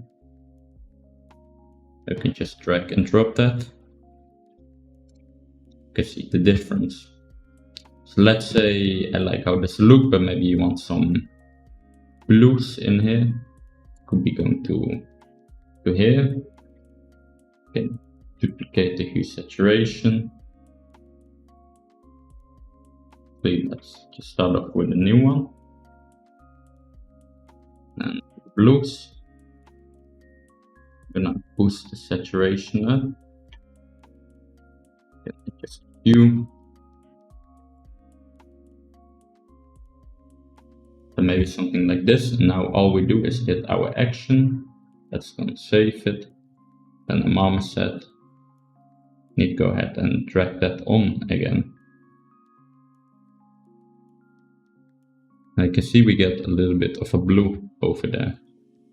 And that's a lot of blue. Then I could say, okay, I like the blues, but it's a bit too much. So I'm going to tone this down. And this way we can kind of work with our HDRI. You can also do stuff like maybe try to get some browns in or whatever. Then you could just say, all right, this floor, I'm going to paint it brown.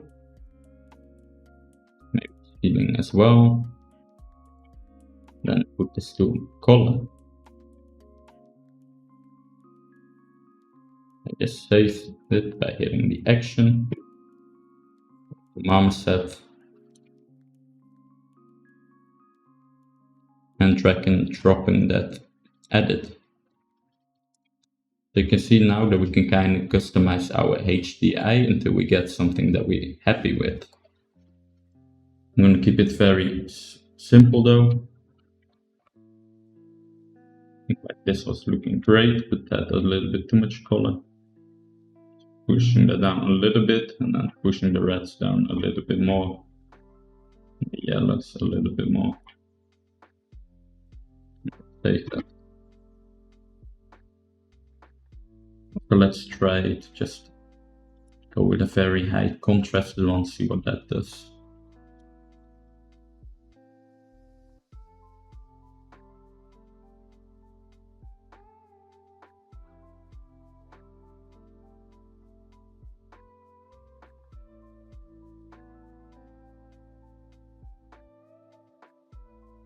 See, that became very dark, so we can try to up the exposure to the contrast.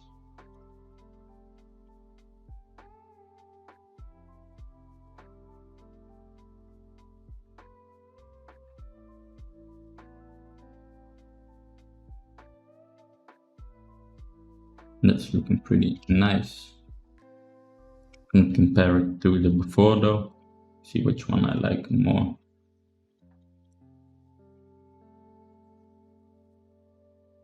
Yeah, I definitely like this one more though.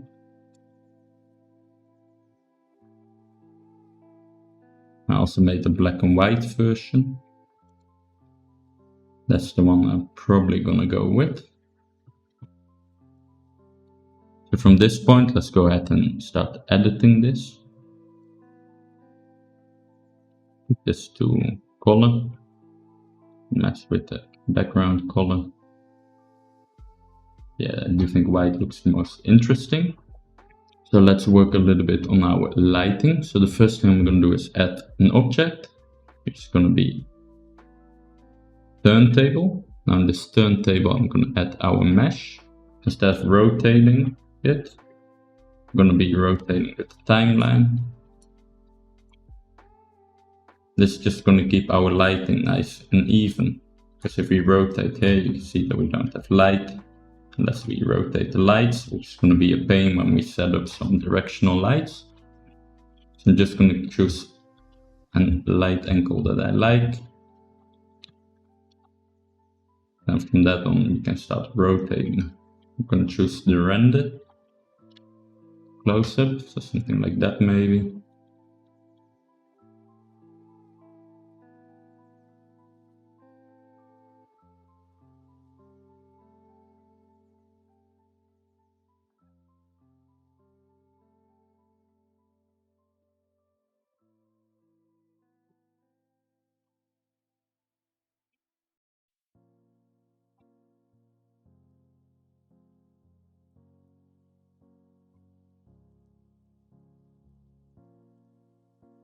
I feel like a very high focal length works very well for this render.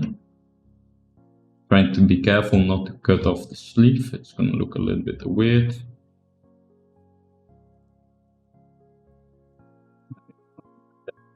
Really nice.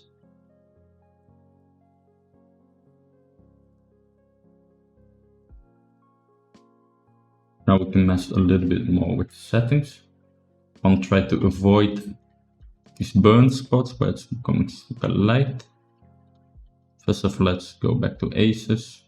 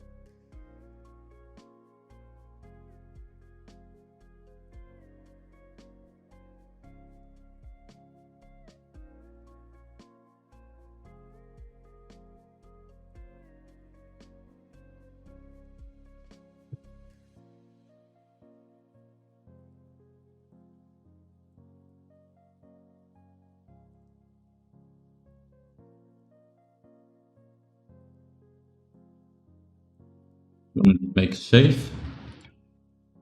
Try to put some focus. Yeah, that's gonna look like.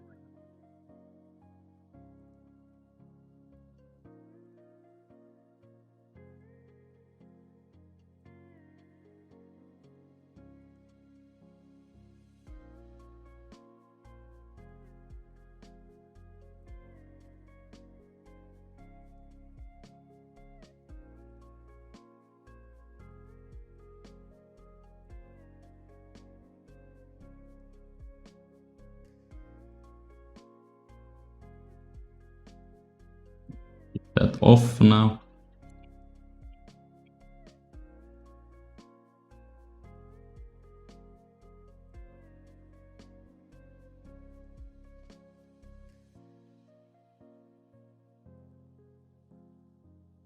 I just want to slightly sharpen this a bit.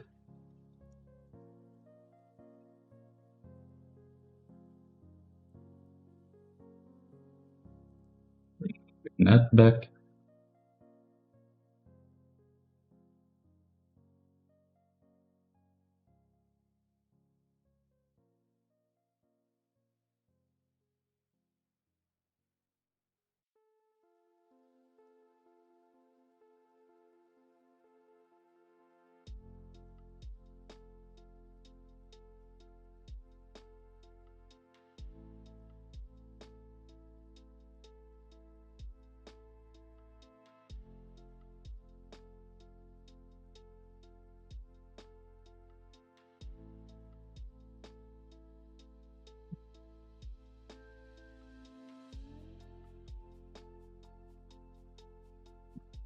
Let's go ahead and work a little bit on our lights.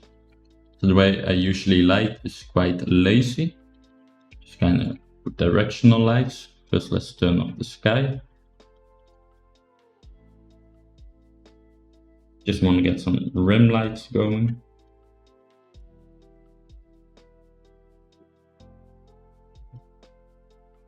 What I'm looking for first is some rim lights on the arms.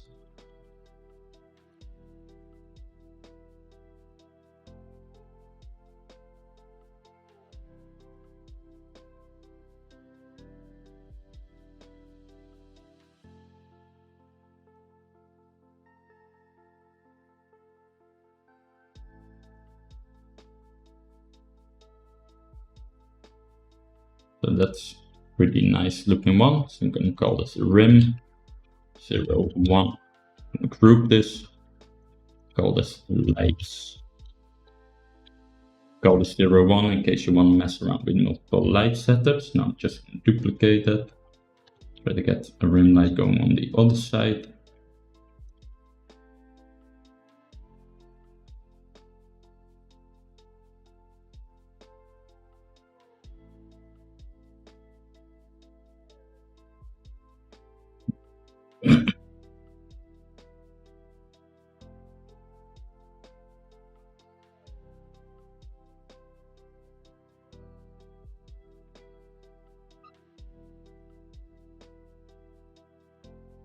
And checking how it works from multiple angles.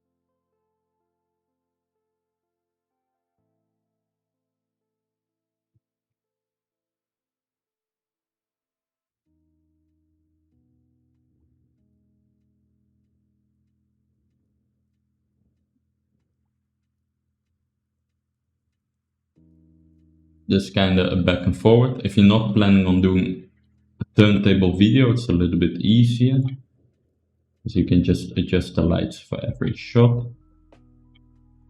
Or you could animate the lights, but it's quite a hassle to do. So just kind of try to make it work from all angles.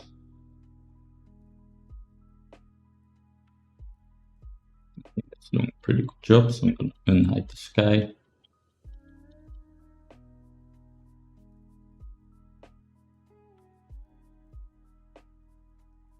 I'm going to go ahead and give this a subdivision. See if that makes it look a little bit nicer.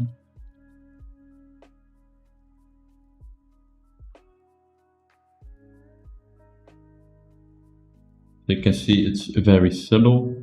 Over here we have this thing happening, and over here and over here.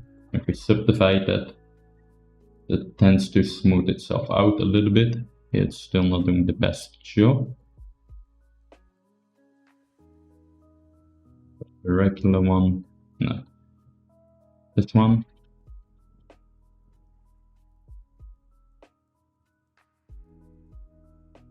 I think this one works the best for this mesh.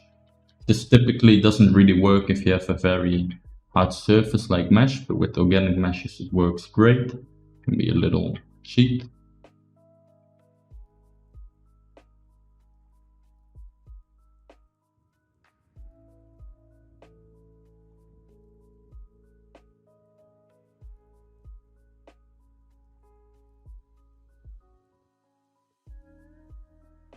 Kinda destroying the armor though. The most proper thing would be to split the meshes up into armor and cloth.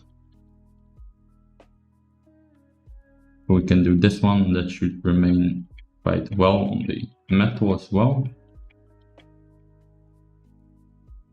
I'm gonna go ahead with this one.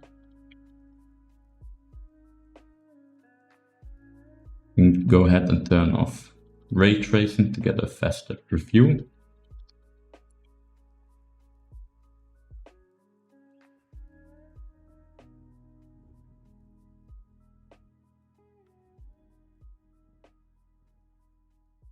As you can see, this little lighting error fixes itself. Here we do get a little bit of a mess up. I think generally speaking it's a little bit better looking. I'm gonna go ahead and leave that on.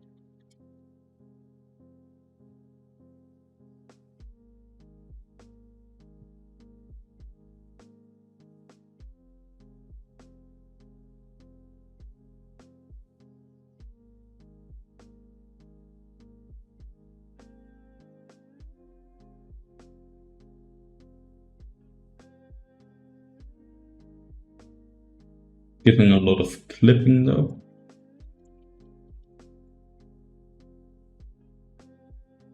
We do need to adjust the mesh a little bit.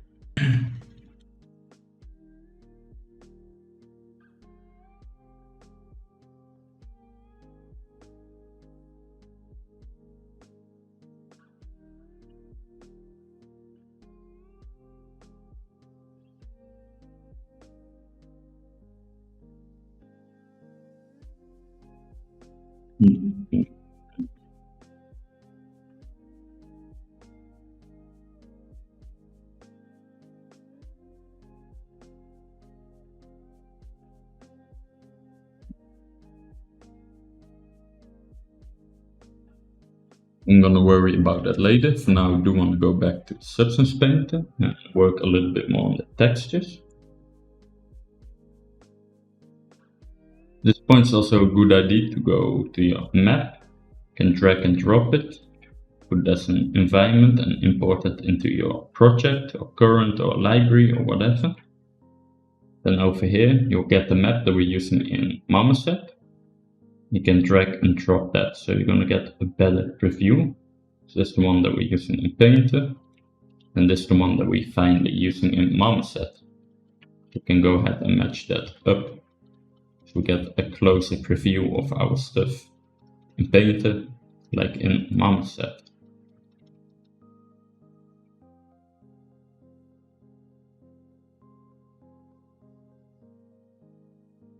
Of course, not going to be one-to-one because we're using different settings. But if you want, you can also go ahead and try to match that a little bit closer. For example, going to color correction and let's enable this. Try matching that up.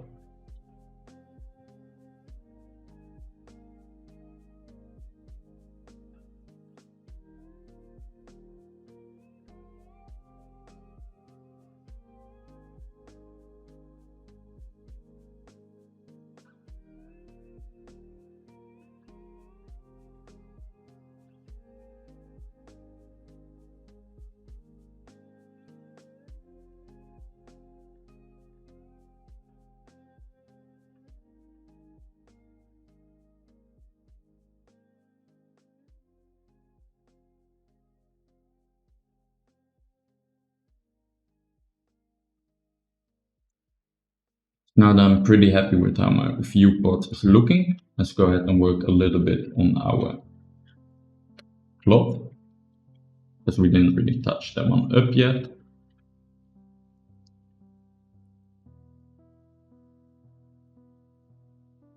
So over here, let's look for our Smart Material preset.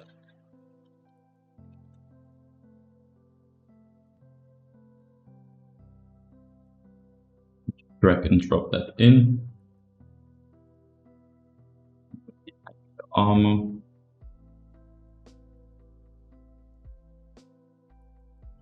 Get rid of the base. So let's unhide the armor. Let's go ahead and adjust our Smart Material values. I'm gonna color pick that. Now let's get rid of our base.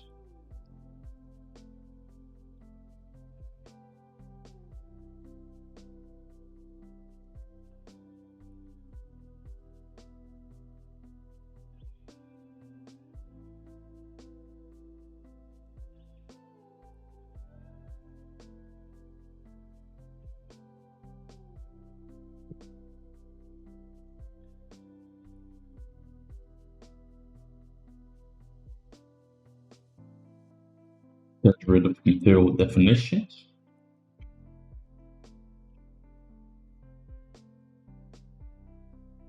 Let's start off with the darken. That one doesn't look too bad, but let's go ahead and change it for something like clouds.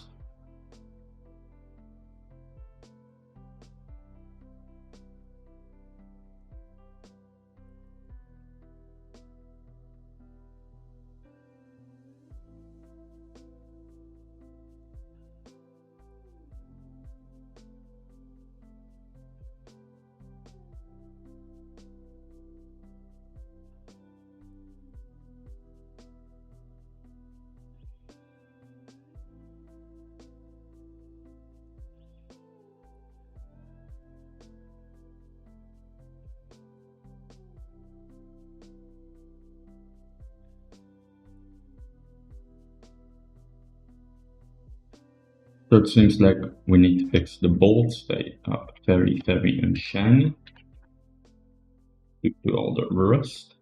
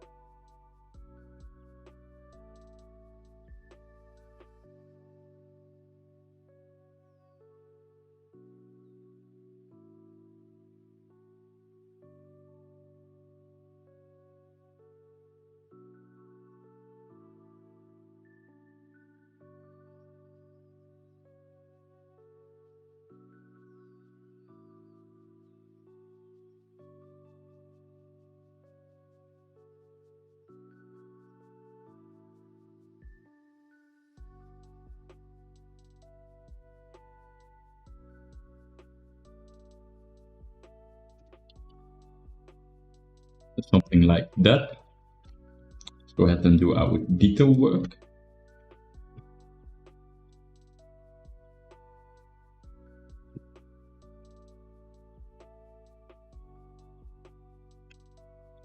I'm just going to be typing for fabric, see if we have something.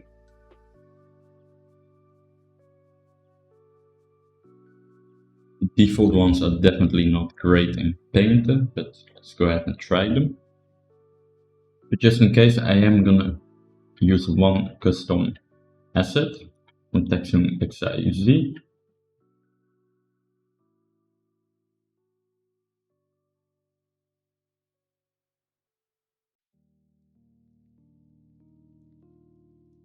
Gonna be a linen one, so just a tiling.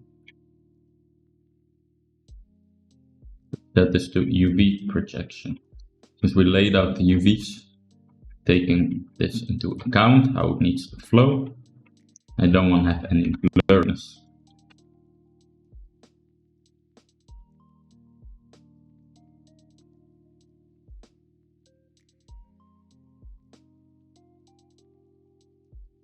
But again, you can be working with the default one of Painter, but they're not that nice in my opinion.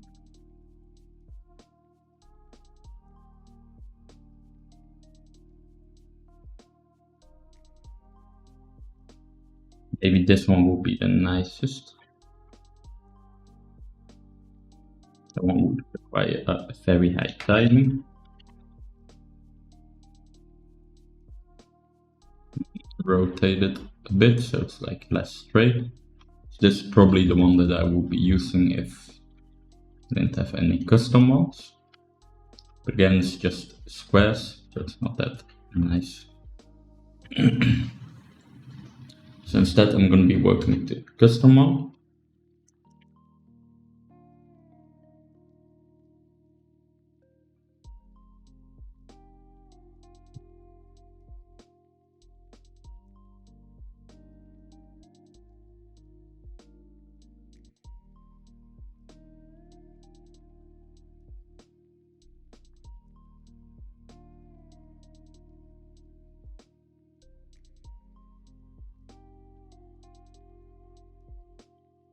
Something like this for the color seems pretty nice. And the roughness. And keep that one very subtle.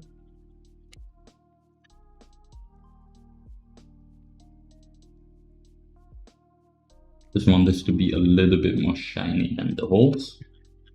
Too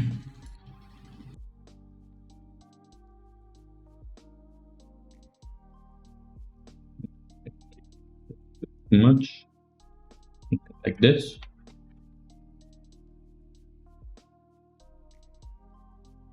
Height is gonna play the biggest part in this one. Refill that, go back to the default.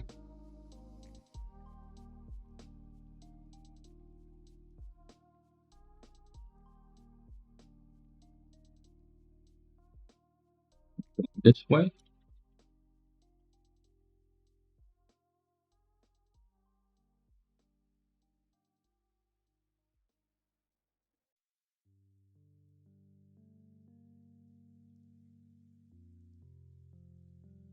So definitely want to keep this nice and soft, not too much contrast.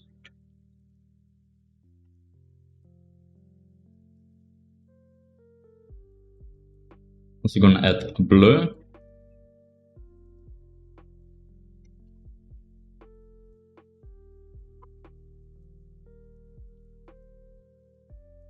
Just to make it look a little bit less noisy.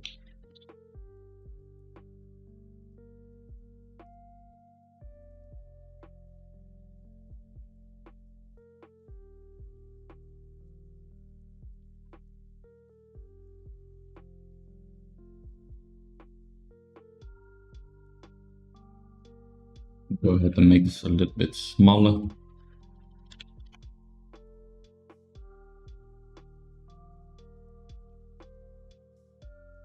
It's doing a pretty nice job. Let's go ahead and adjust the height. Right now it's very strong. Like that. And lastly, I just want to take this and do fill. Let's do multiply.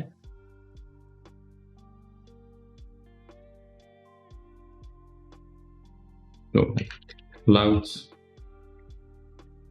I'm gonna multiply that on top. Planar. Maybe actually UV projection can be a bit better for this. What this is gonna do is gonna make some areas a little bit more subtle than others. This is gonna make it look a little bit nicer in my opinion.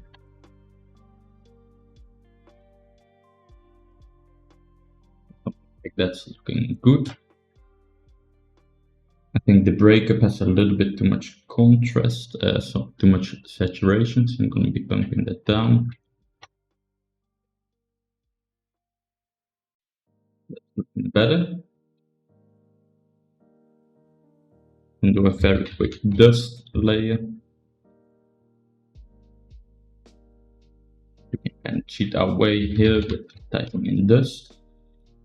Just kind of go through them.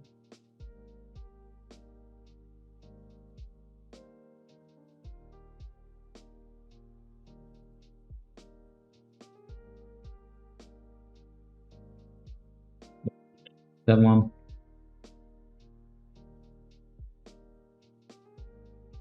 I think this one could work. Let me go ahead and lower this a bit.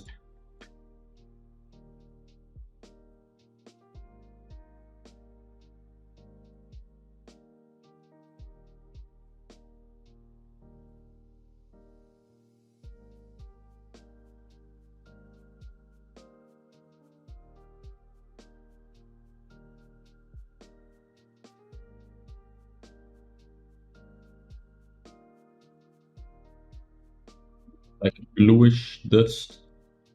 Just picking a color that I think looks nice with the colors that we already have.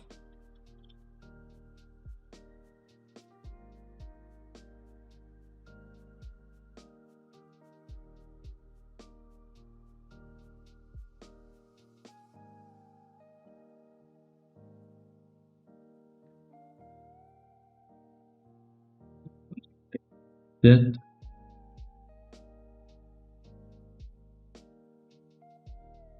Mess with the overall look and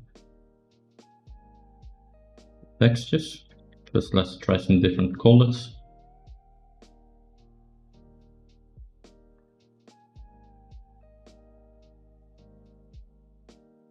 Don't mind how green looks.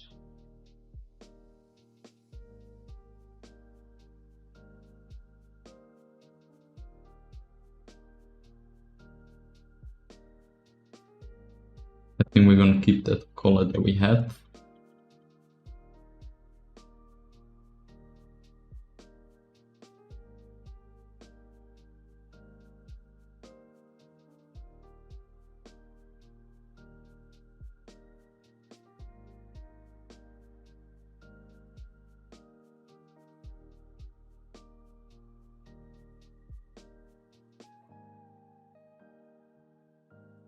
Yeah, I liked it better than before.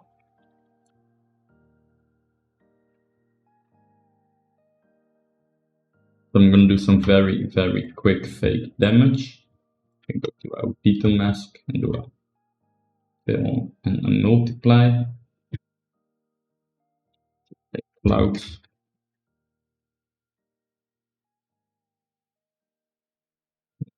Up the balance, lower the tiling.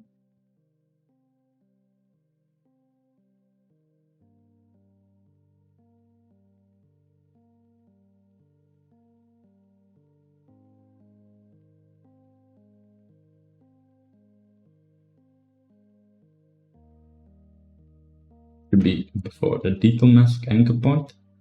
So I can see we can start to take away some of that club.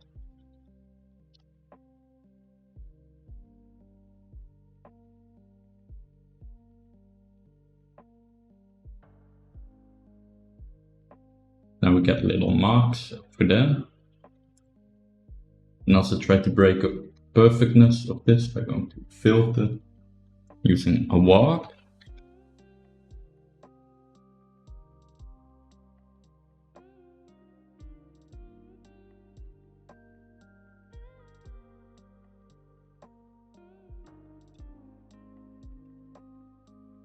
Just want to slightly distort that. Now get some that are a little bit bigger than others. Just gonna break a little bit of that repetitiveness.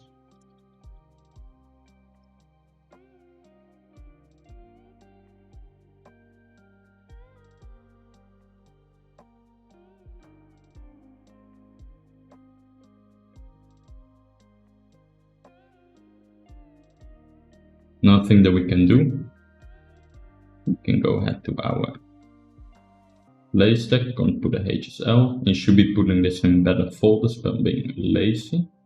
I'm gonna fill this. I'm gonna be using this thickness.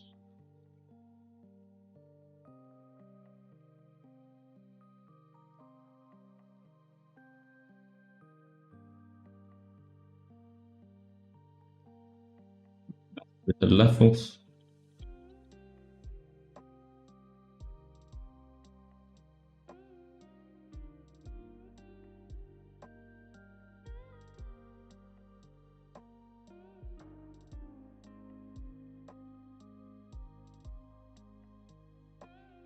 One doesn't really work, so never mind. What we can do instead is go with a generator. Use a mask builder. Mask editor, I mean. First, let's get rid of the curvature. I'm going to be using world space. Position gradient.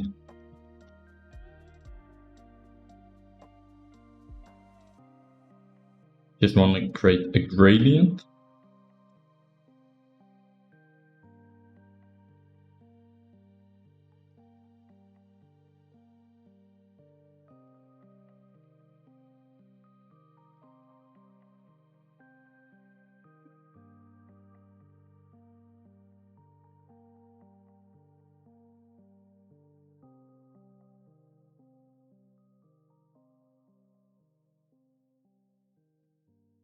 Then let's finish it off with the levels.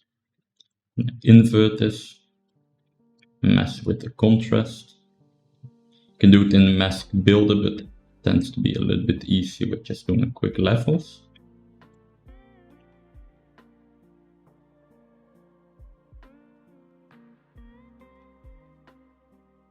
Now over here, I want to make this a little bit darker.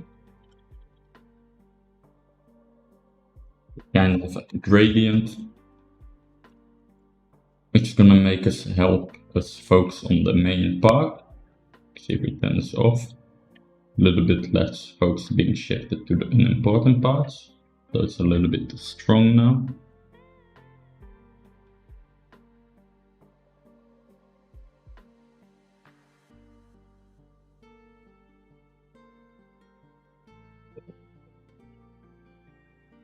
So the arms could be a little bit softer, although I like how it looks there. So what we can do is we can add a paint. We take the UVs of the arms.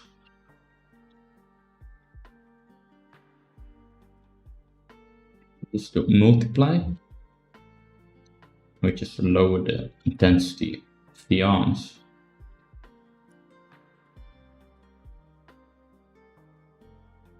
Now we can control the effect that it has on the sleeves. Something like that. That's looking better.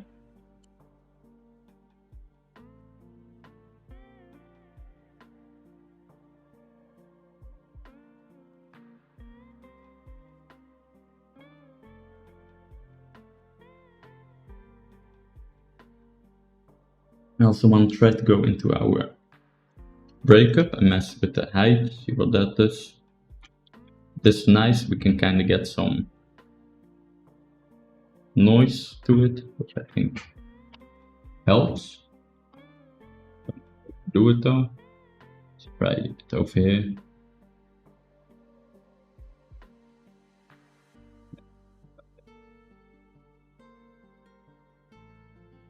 That one's messing up the arms, so I'm going to disable that one. That one's not too bad.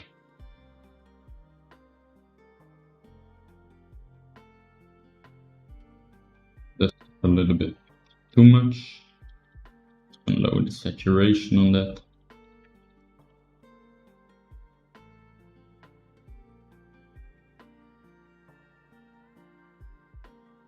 Lastly, I'm just going to go ahead to our Smart Material preset.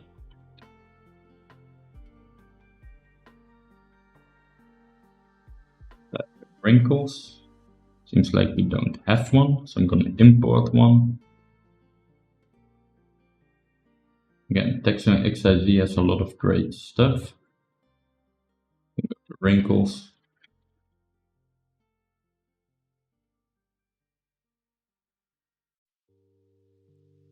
The one that I like. Probably go with 28.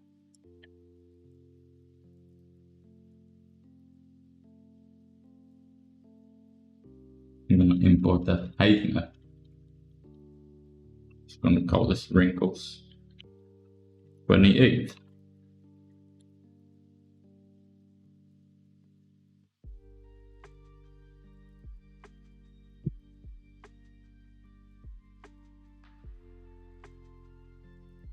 And go ahead and make a fill layer.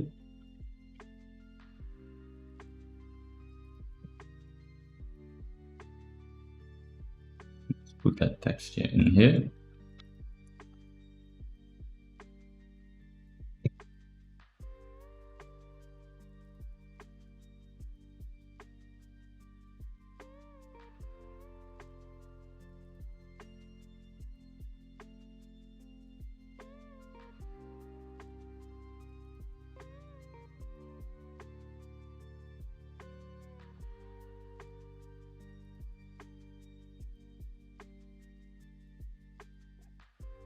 make it a little bit more contrasted. That. And let's just do the height. Get some quick, so there are folds in here. See, that helps push it a little bit, so we get some nice tiny ones. A little bit too intense. Got this tiny folds and duplicate this. This one can be like a bigger one.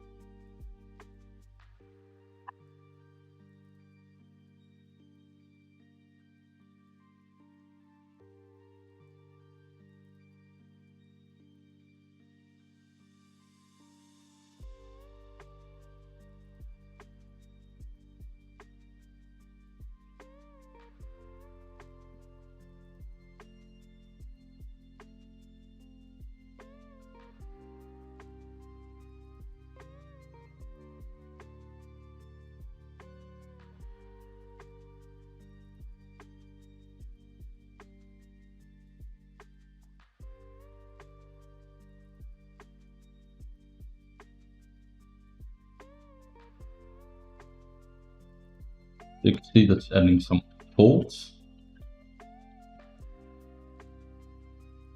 Messing up a bit on the UVs. Let's go back to triplanar.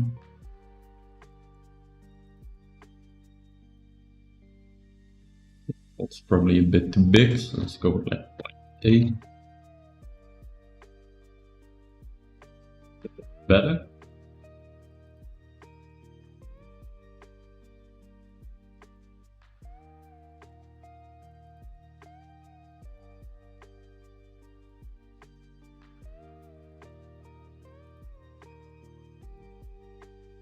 And just like that, we group this together, and we just get a little bit more of an interesting look to the cloth.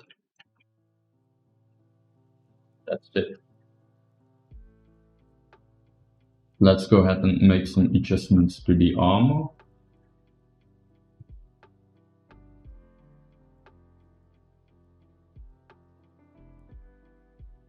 But first off, I do want to add some scratches. We call it scratches.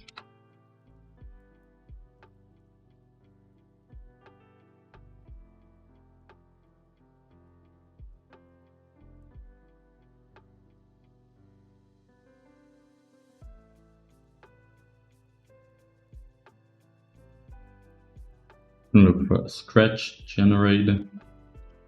Let's go with this one.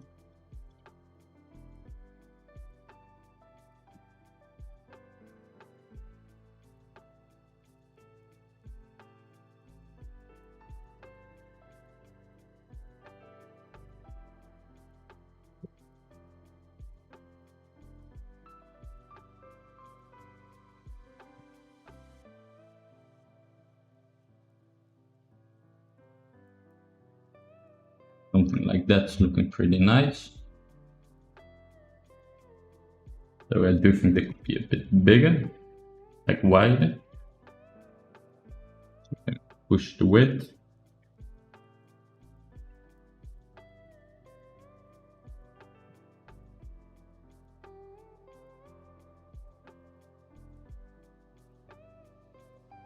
Now to make sure this doesn't look super even, let's go ahead and do fill,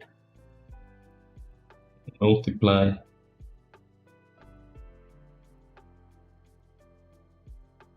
Go ahead, plasma.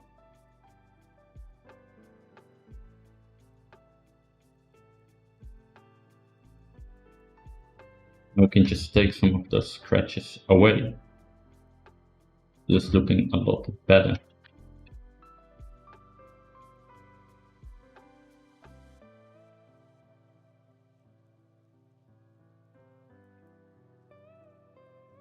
Being lazy here, instead of HSL, I'm just going to put a quick fill layer.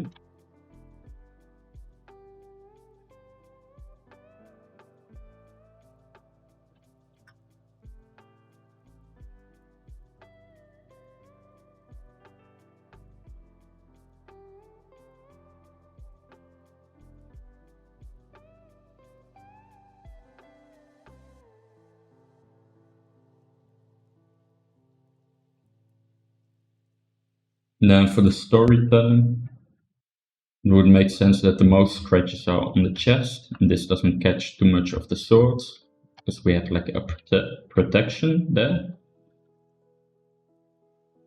I'm gonna go ahead and remove some of those scratches.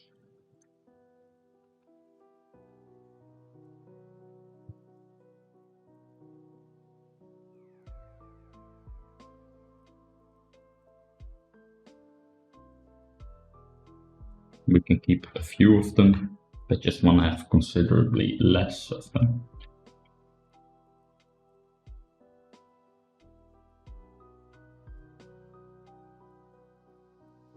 So take away a little bit over here. Keep it nice and subtle.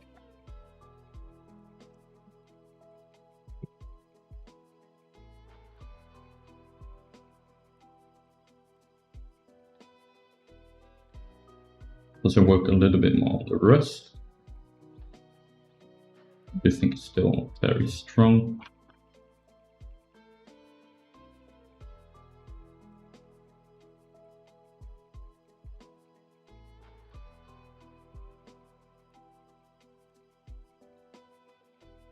Just want this to be nice and subtle.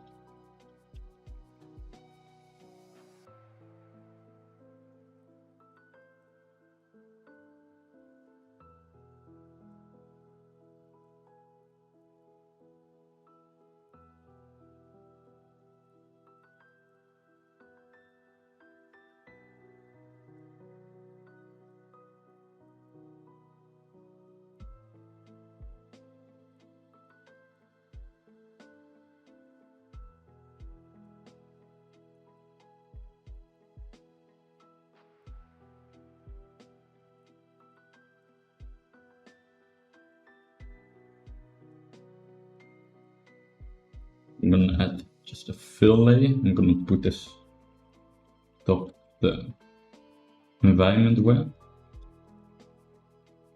Actually on top of the effects. Because I think it's doing a little bit too much on the bolts.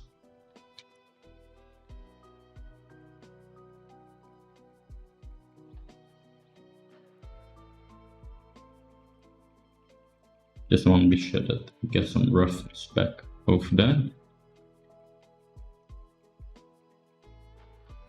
Okay, let's do it a little bit more proper. I'm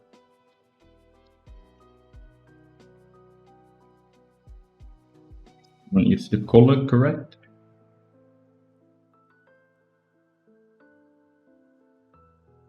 Mask it out. Let's put this to roughness. And putting down that contrast.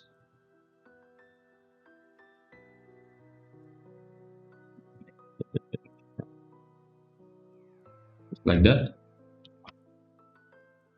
It's looking a bit more like metal again.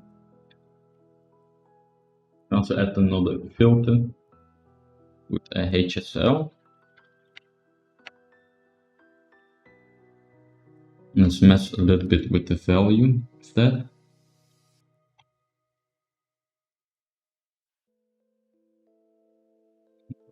Like that, a little bit lighter than it was. Finally, let's also go ahead and add some dust to the armor.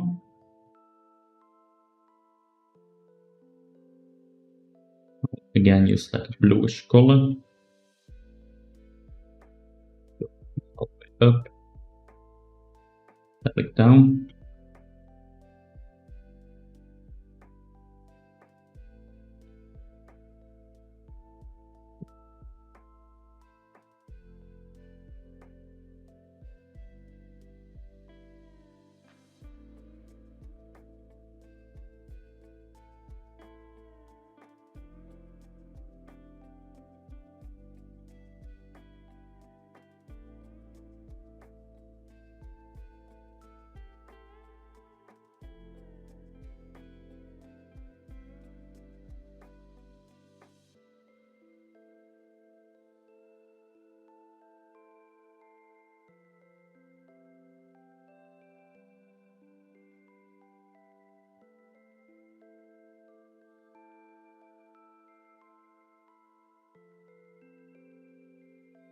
we're just messing a little bit with the values, trying to find something nice. I think this one looks pretty cool. Be a bit more subtle though, of course.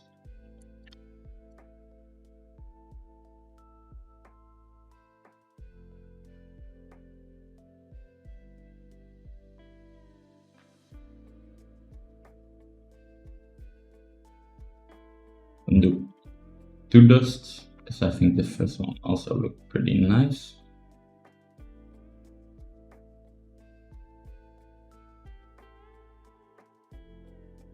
I don't remember which one that was. I think that's the occlusion maybe.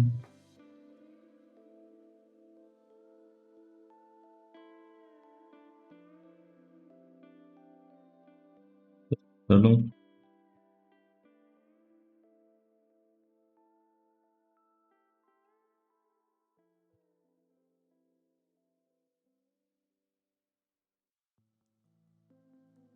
That one works quite well. I'm going to up the contrast a little bit though. Lower the global balance.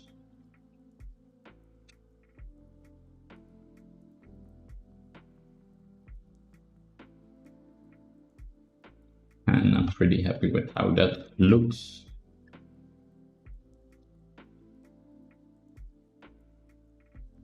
We also want to make the ladder a little bit more shiny. On top of our ladder, just do a HSL. Actually, that should be on the top ladder.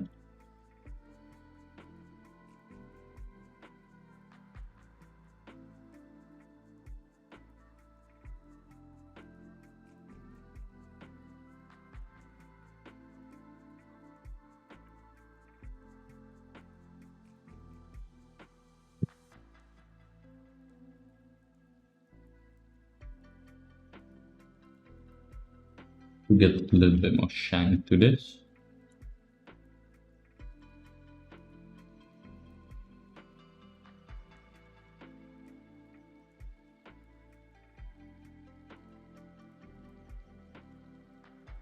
I think the details could be less shiny, so I'm gonna go back into the details. Got the roughness to make this stronger.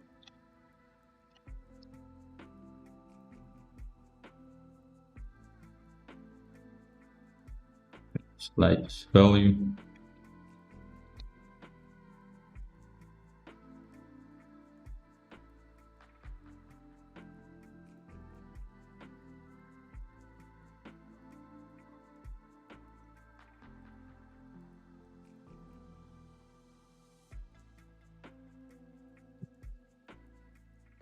Problem is that we have an adjustment that's messing with the contrast.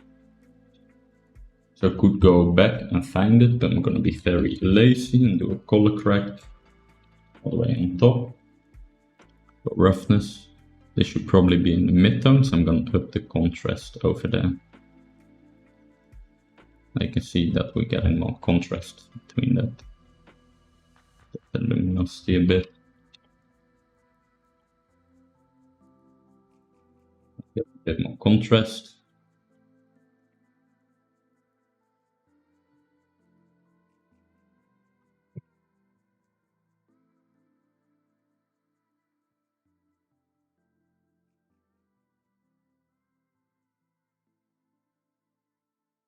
We can push the highlights a bit. It's going to be the whites.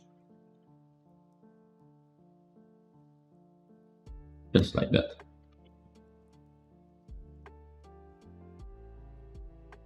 I think that's doing a pretty nice job.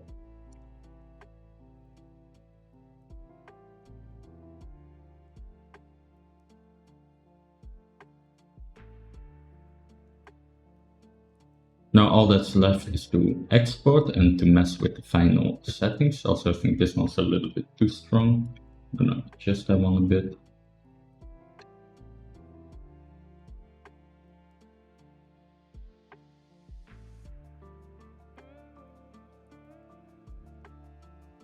Perhaps something like that. I'm going to be exporting it and mess around with the final marmoset settings, which I'm not going to be doing on camera, because it's just going through the same process and just kind of going back and forward and looking for the one that I like. So now that I'm happy with the marmoset scene, we're going to go ahead and adjust some settings. But first off, let's go to render and put this up to fine.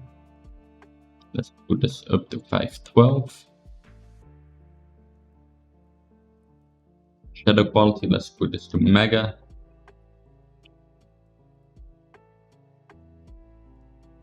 We're going to be adjusting our render passes.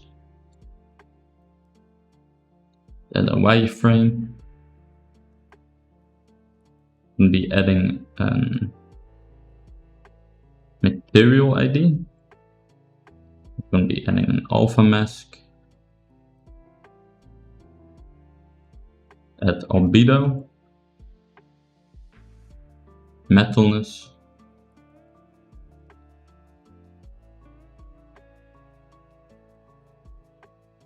Ambient occlusion. And lighting direct. That should be all that we need. We also add a position and a depth. Now when we do a render, I'm going to double the resolution. I'm going to be setting this to PSD. It's also up with the samples. Then let's set an image output. So here I'm going to go to a new folder called renders. Call this marmoset.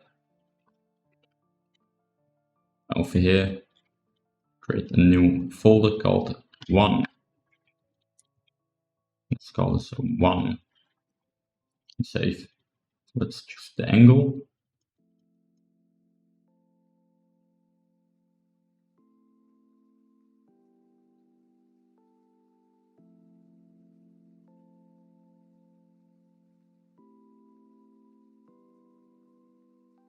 Not a big fan of how that shadow is falling.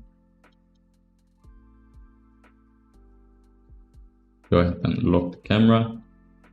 A different camera, we're going to move a bit so we can find that light.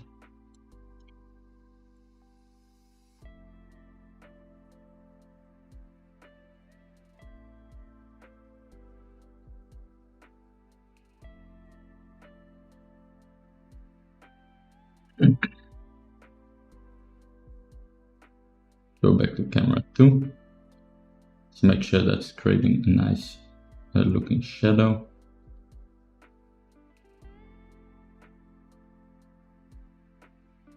Something like that, that looks way nicer. I don't like this little light over there. Just the rim as well.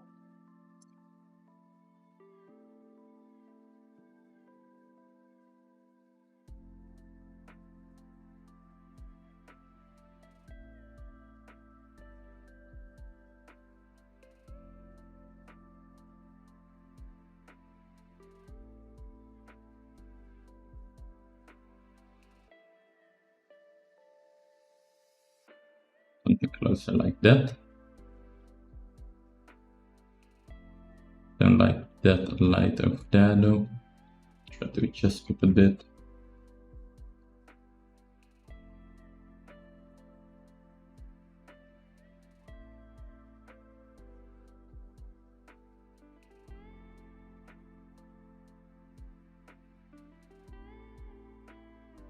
I like what it's doing over there. Now we've got nothing over here, so let's do another duplicate.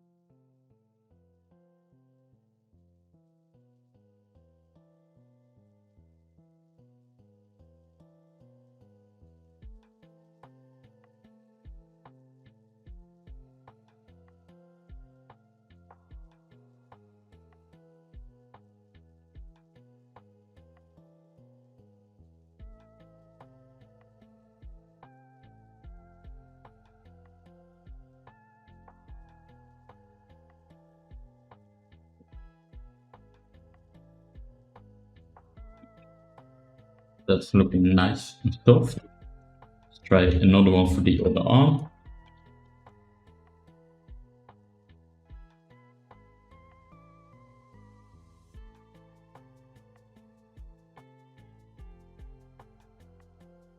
A little bit too much.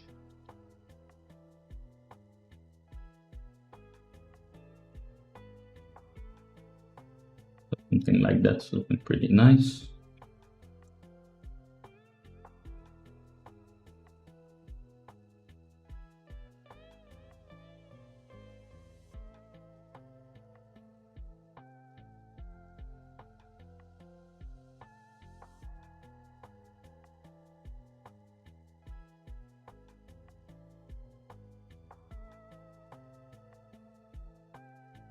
But a little bit too saturated. Maybe we can darken this out a little bit.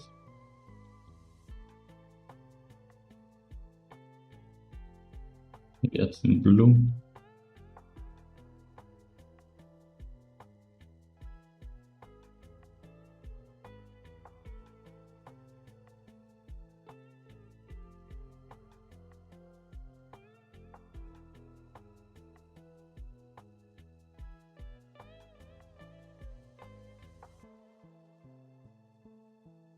Do something like that.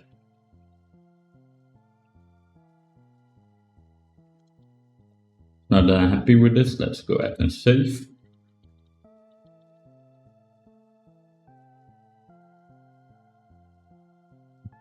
Now all that's left to do is go to render, double check our settings.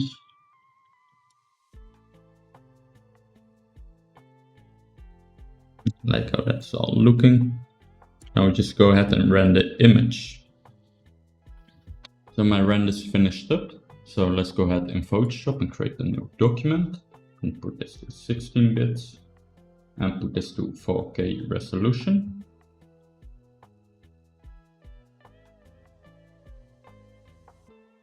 Now I'm going to be taking our renders. I'm going to be drag and dropping them.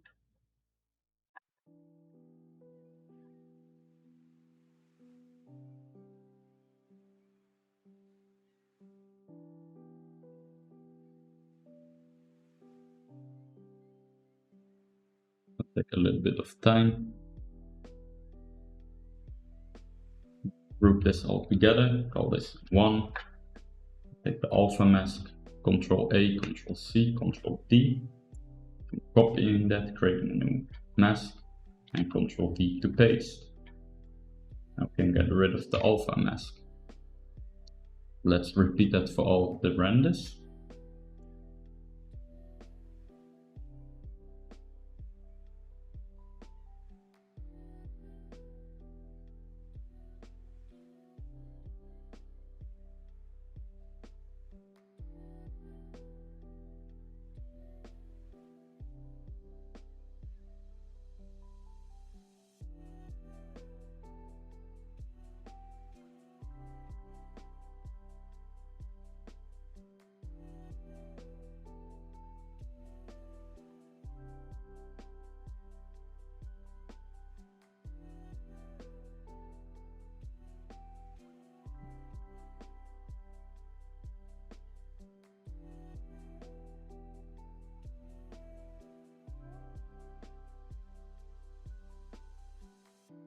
Now let's go ahead and organize the render. So I'm going to be pulling these up.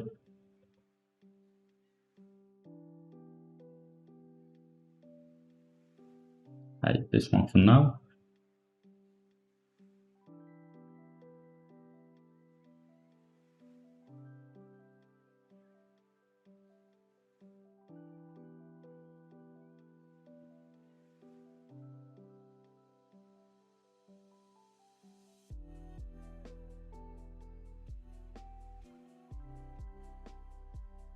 I'm thinking which one I want to showcase, since they don't both fit. Go with 2.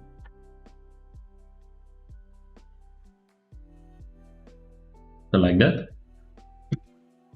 Now one thing I want to make sure is that the order is the same for all the layers.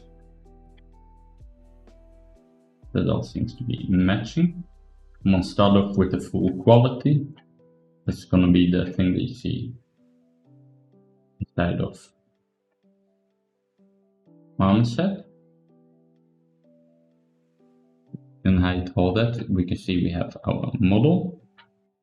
Now let's start off with a fill layer.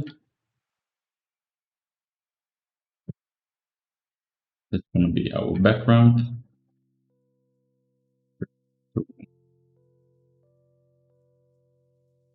Start off with a white one and label the side. And then we have the ambient occlusions. I'm going to be setting this to multiply. It's just going to strengthen the ambient occlusion. I'm going to put 2 to get it to look pretty nice and strong, as I do like ambient occlusion a lot. And repeat this for all the renders.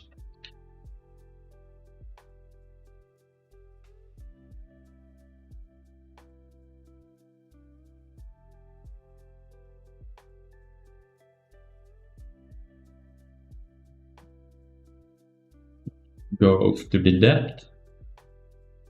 Try to see if we can do something interesting with that. Maybe we can try adding a levels to this.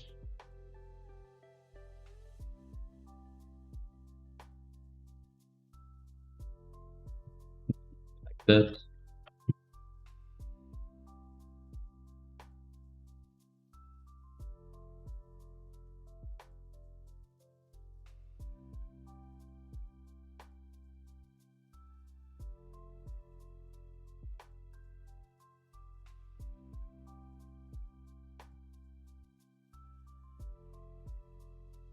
Only do it on the first one. I don't want focus to be on the arm.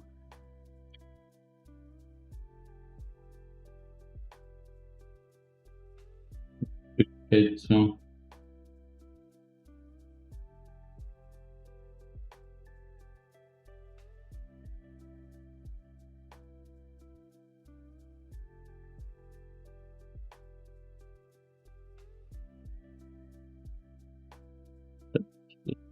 Down. Try to use saturation. Let's go ahead and copy this. Then we can paste it into the mask. It's placed a little bit, but we can snap it into place. Now we're going to see if we can do something cool with that.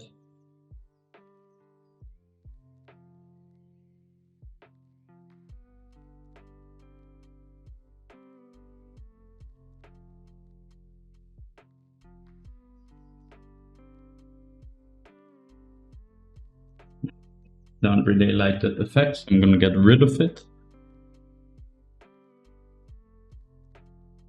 With the albedo, we can go ahead and flatten out the 3D look a little bit.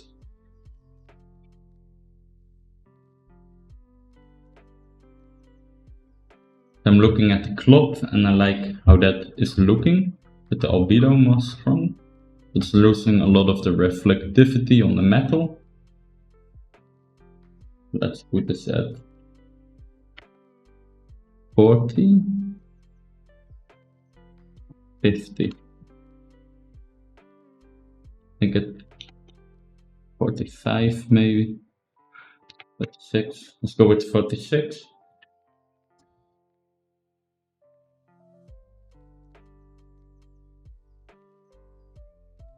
Because this looks a little bit more like cloth to me.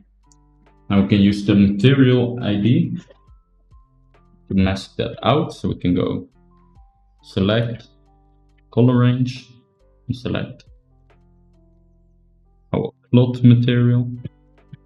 Now we can mask that. Let's get rid of our material ID. Let's do the same over here.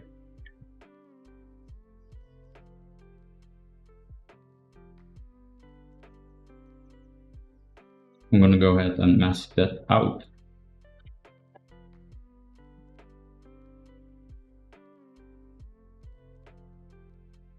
Definitely think that makes it look a little bit nicer.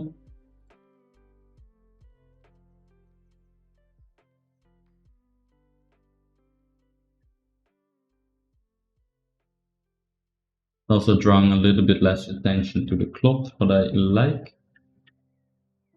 Maybe it's a little bit too strong though, so let's tone this down to 40.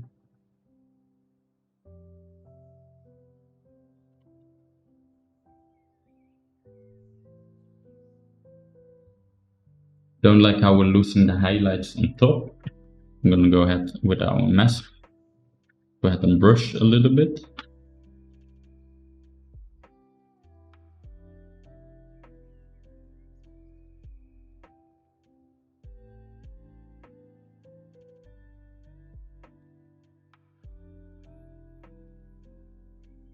And be putting it at a very low hardness. And just brushing that up to get some of that light back again. The same over here. Get some of that light back again. Just like that.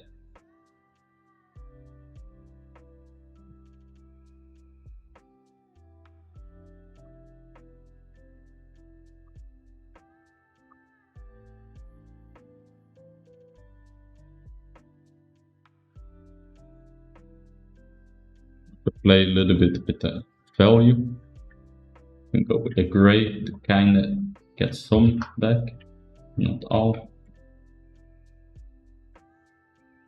You want to be careful that I don't add gray to the black.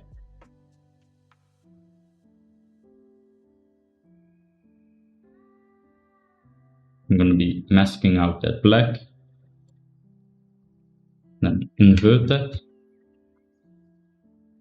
Can't, so let's go ahead and mask out the white. We can Shift E as an invert. I'm viewing the mask by alt clicking. Something like that. Here I do want to get a little bit back as well.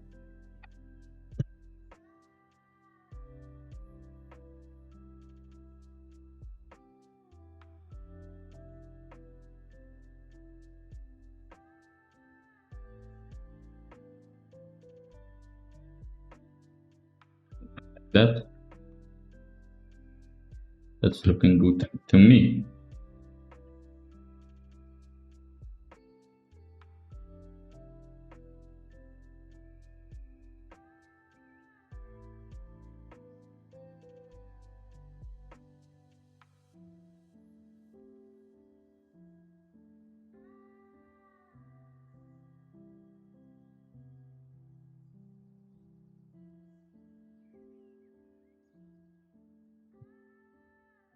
An image, layer new and a fill layer, which is going to be a gradient. And put this to radial. Let's change the colors. I'll be putting this one to white. This one I'm going to be putting to like bluish dark. Then let's adjust the scale.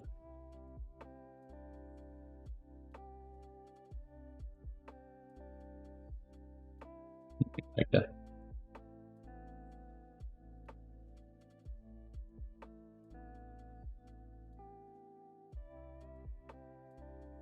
This definitely isn't the greatest of shadows. Actually, a really bad shadow. But I'm gonna ignore that. One way I'm gonna kind of fix this is just take our renders. I'm gonna be moving them down a little bit. It'll be a very lazy fix.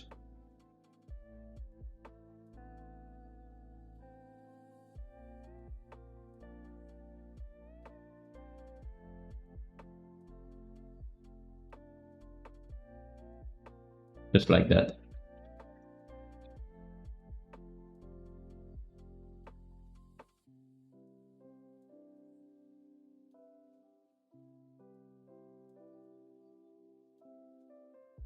Not sold on the background.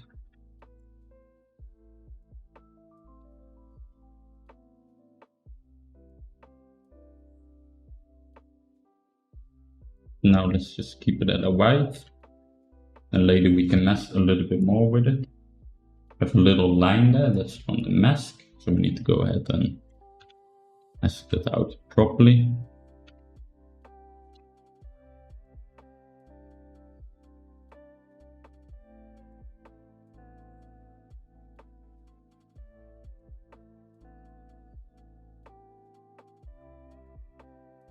Maybe we'll go with like a bluish background, it's not looking too bad.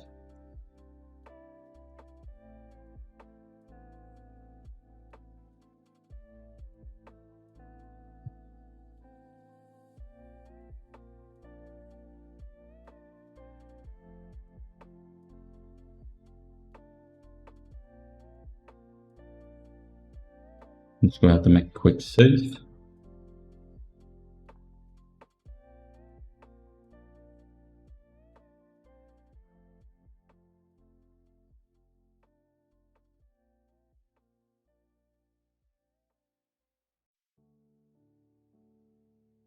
And let's call this Photoshop.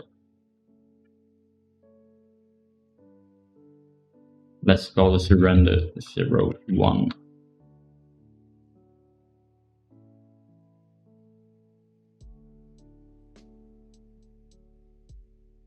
So we have a little bit of a white outline because we adjusted the background color.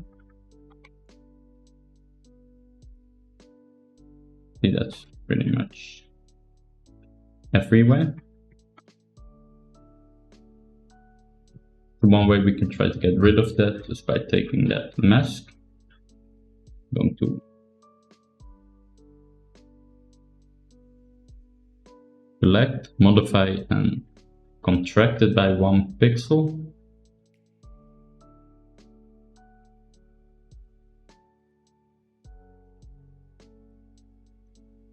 Now what we can do is we can delete the layer mask and mask that out again. Now you will see that that white is gone. It doesn't seem like we lost anything. Let's do the same over here. We're gonna mask it, select, modify, contract. Let's do 1 pixel. That out.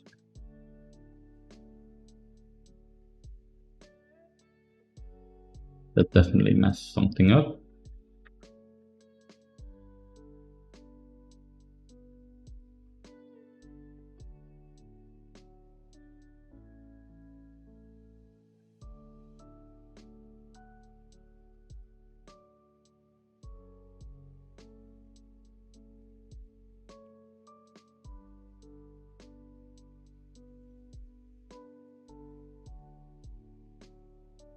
That was the wrong one where we did it at.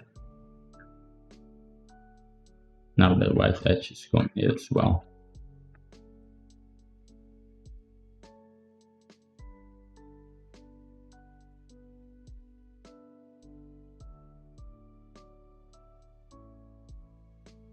One thing to do note, it will get away from a little bit your end, as you can see.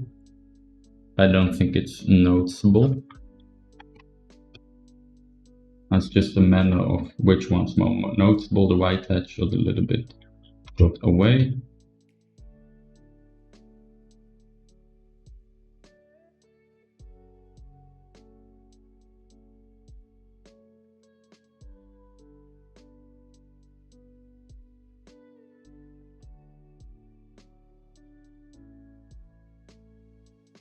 That would be this one. I'm not quite sure yet. Now I'm just going to keep the white edge and keep the flexibility of going back later. Because maybe I won't be rendering with the blue background after all.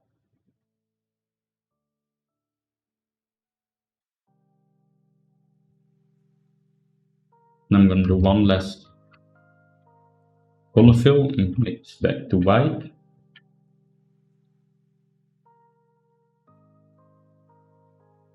Now we're going to be saving this image out. Get rid of this one that we don't use. Now let's go ahead and do the last step, which is going to be saving out our image to use it in DaVinci Resolve. So I'm going to Ctrl Alt S, save. I'm going to be saving as a TIFF. Let's call this rendered.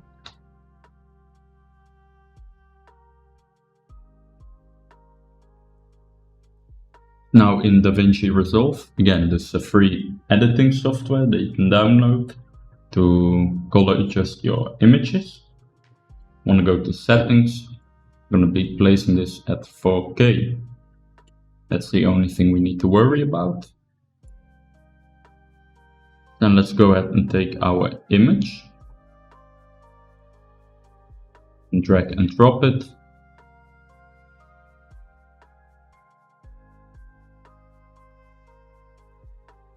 Then we can go ahead and go to edit. I'm going to drag and drop this into our timeline. And then what we can do is we can go to color. Now over here we can start adjusting the colors of the image. So the first thing I like to start off with is taking the mid detail and pushing that slider up. Usually I push it all the way up. This makes it look a little bit more detailed. I like the look of that. Then let's go ahead and play a little bit with curves.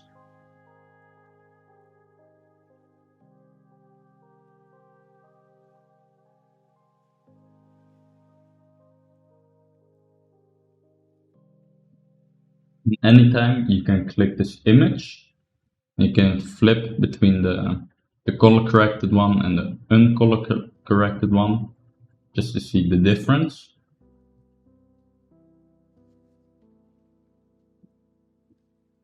You can mess with these sliders. So for example, we can slide it, and if we want to redo that, to go back to the original value, we double click slider. Actually, we click the reset, never mind. These are the ones that you double click to reset.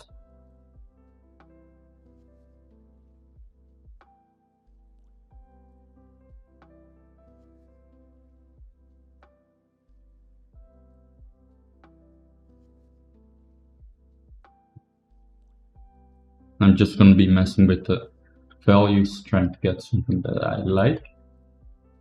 Always going to go back and forward, can see what I'm actually doing.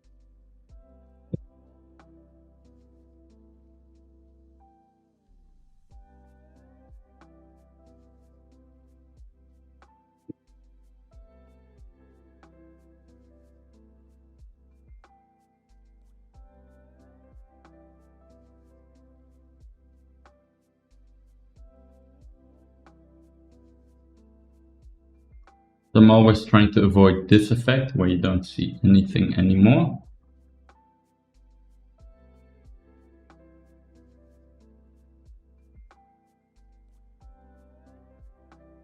Usually what I try to aim for with my renders is to get them to look as cinematic and detailed as possible. That's what I'm going to aim for with this one as well. I think we're off to a good start. You can go ahead and adjust the colors a little bit by going to this spider web thingy. Now over here we can select any color.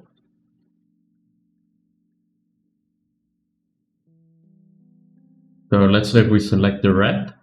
Now we can go ahead and adjust the saturation of that red. So you can see we can push that down and up. We can adjust the hue of that to adjust the actual color. So we can make it blue. So I'm going to go ahead and reset all that. And if you want to have a little bit more accuracy, right now if we select, for example, this brown, it's going to be selecting the same as this red. See the point? You can go ahead and adjust the points, so we can set this to 24 and 16, so we get more points. So now if we select that brown of the ladder, you can see it's selecting different parts. Usually I just can select the color that I want to mess with a little bit. So let's start with the cloth. Let's see what we want to do with that.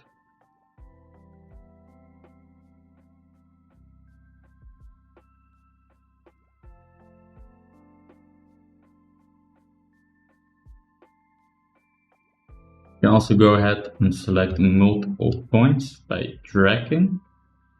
We can say we take all the reddish colors. Then you can also just shift the points over here. So we can take all those reddish colors of the cloth and adjust all of them together.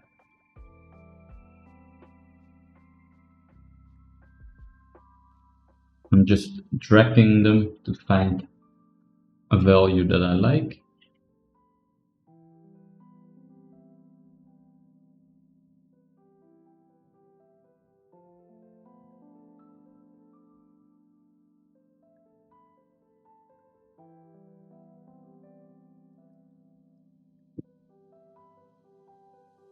Something like this. Now let's go ahead and work a little bit on the ladder.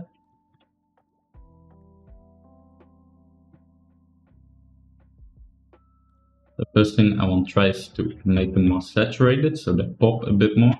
See, that's probably too much though. Like that. With the lightness. Now, if you can see, we're making quite a lot of drastic changes.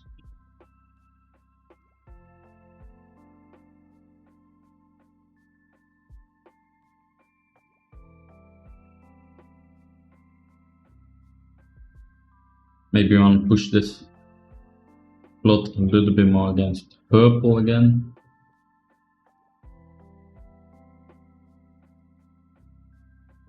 I think that's a little bit close to what we had in mind at first.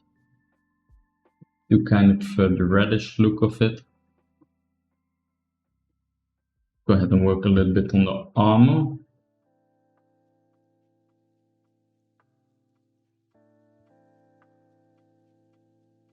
Like you see, we can take that color of the armor and either make it less or more saturated. I think in this case I don't like the glow of it. I'm just gonna desaturate it.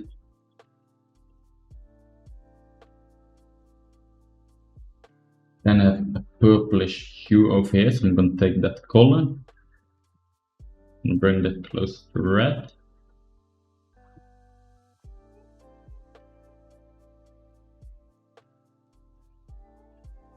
Take all the purples and kind of push them to red. You can also just like select a range of colors, so we can select all the purples and we can shift those hues. Now we're getting rid of all of the purple.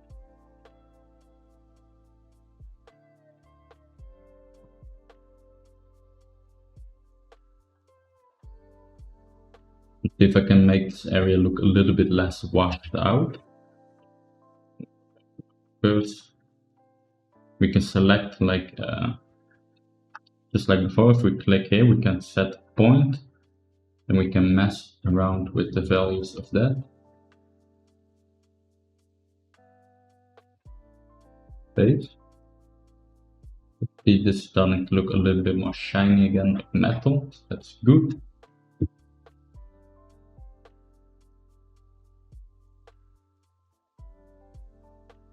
Put a point right there, and then we can adjust shadows a bit.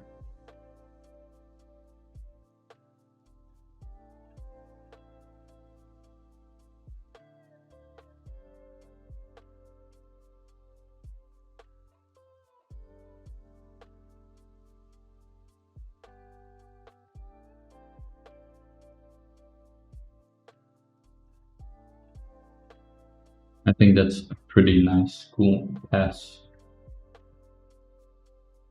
I'm gonna pause the video and mess a little bit more with the settings and see what I can get.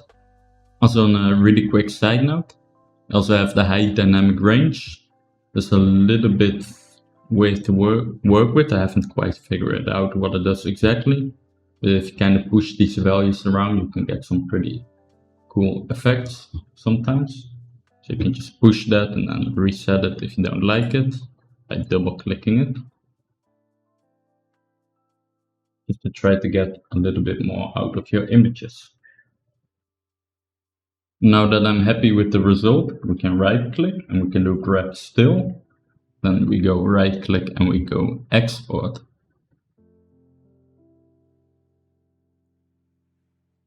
We'll create a new folder called DaVinci. Just put this as output or CC for color correct. I'm going to be saving this again as a TIFF file and export. Now we're going to go ahead and take this TIFF and we're going to be dragging it on Photoshop. Over here we can see our changes.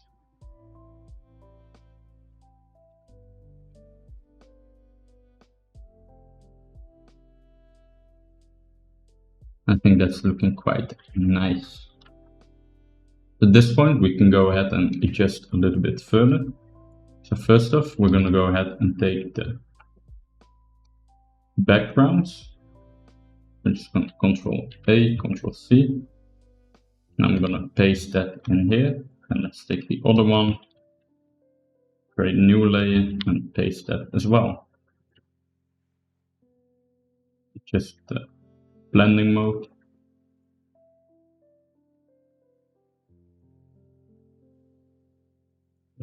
Working, so let's put this to normal. Select, actually let's alter this one. So I'm going to be filling this all up with dark. I'm going to take this one and do a select color range and just select the white.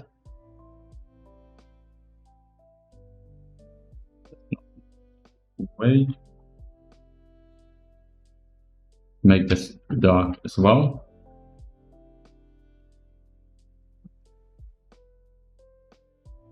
Okay, now we can blend them together.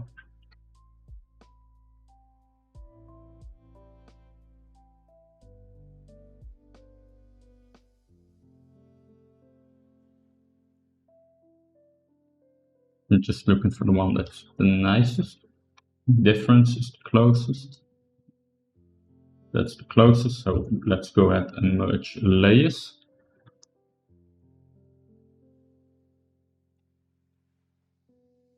I'm going to go ahead and merge the old ones together.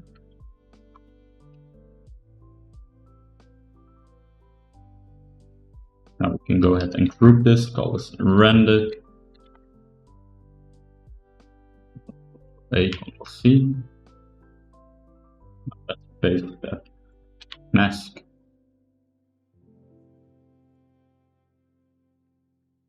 Again, now we get the flexibility back of adjusting the background in Photoshop.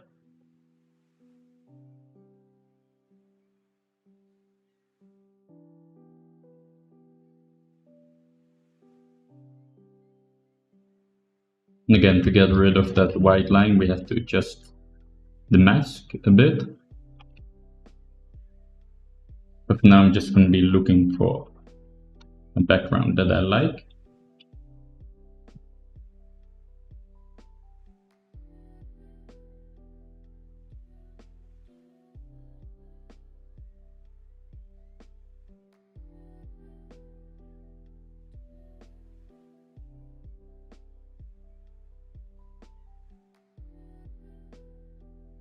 I'm gonna pause the video a bit. I'm not sure yet if I'm gonna go with the white, dark blue background.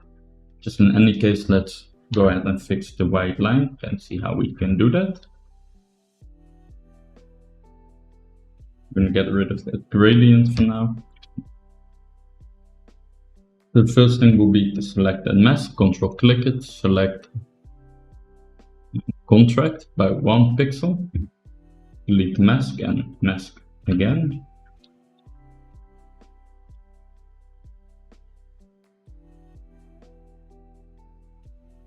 That's working for most.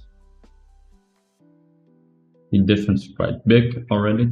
Still got a little bit of a whitish line that I don't like.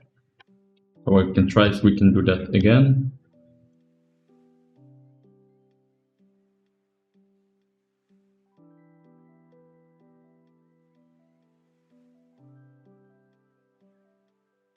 But I don't want to cut this away, because at that point we'll actually start cutting away from the render with quite a lot.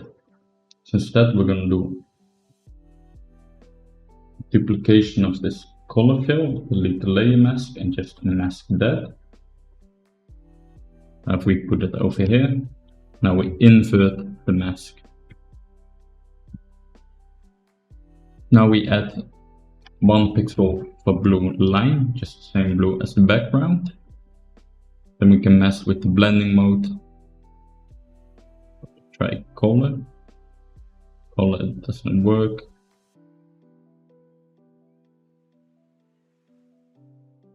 Maybe darker color.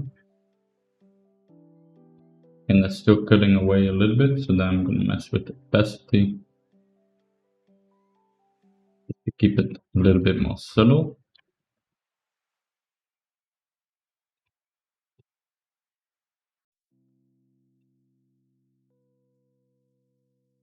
That's working quite well. Then we can Ctrl G to group this, and we can add a mask to the group. Then on certain areas where we don't need it, we can start to take that away.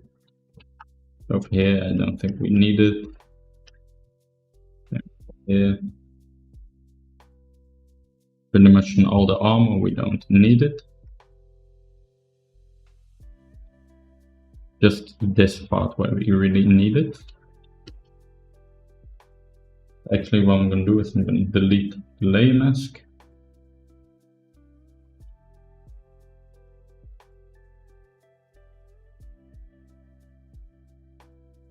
Add a black mask. So we're going to make it totally black. Then just on the arms, we start adding that back.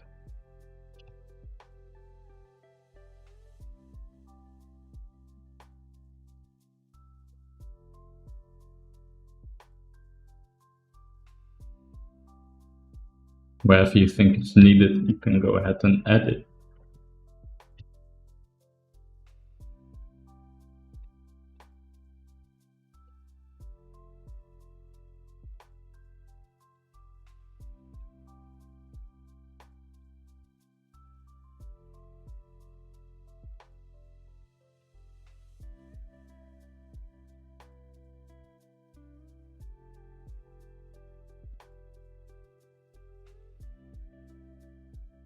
And that's looking pretty nice. So you can see that now we got rid of that white outline. And then lastly, we can go ahead and make some further adjustments. For example, with the color correct, we can go ahead, and if you think you did it too strong, you can go ahead and kind of blend it so the effect is less strong. Or if you want it to be like present at one part of the render but not another part, you can go ahead and start masking it out on certain parts, you know. So you can just kind of mess with it until you're happy with the result.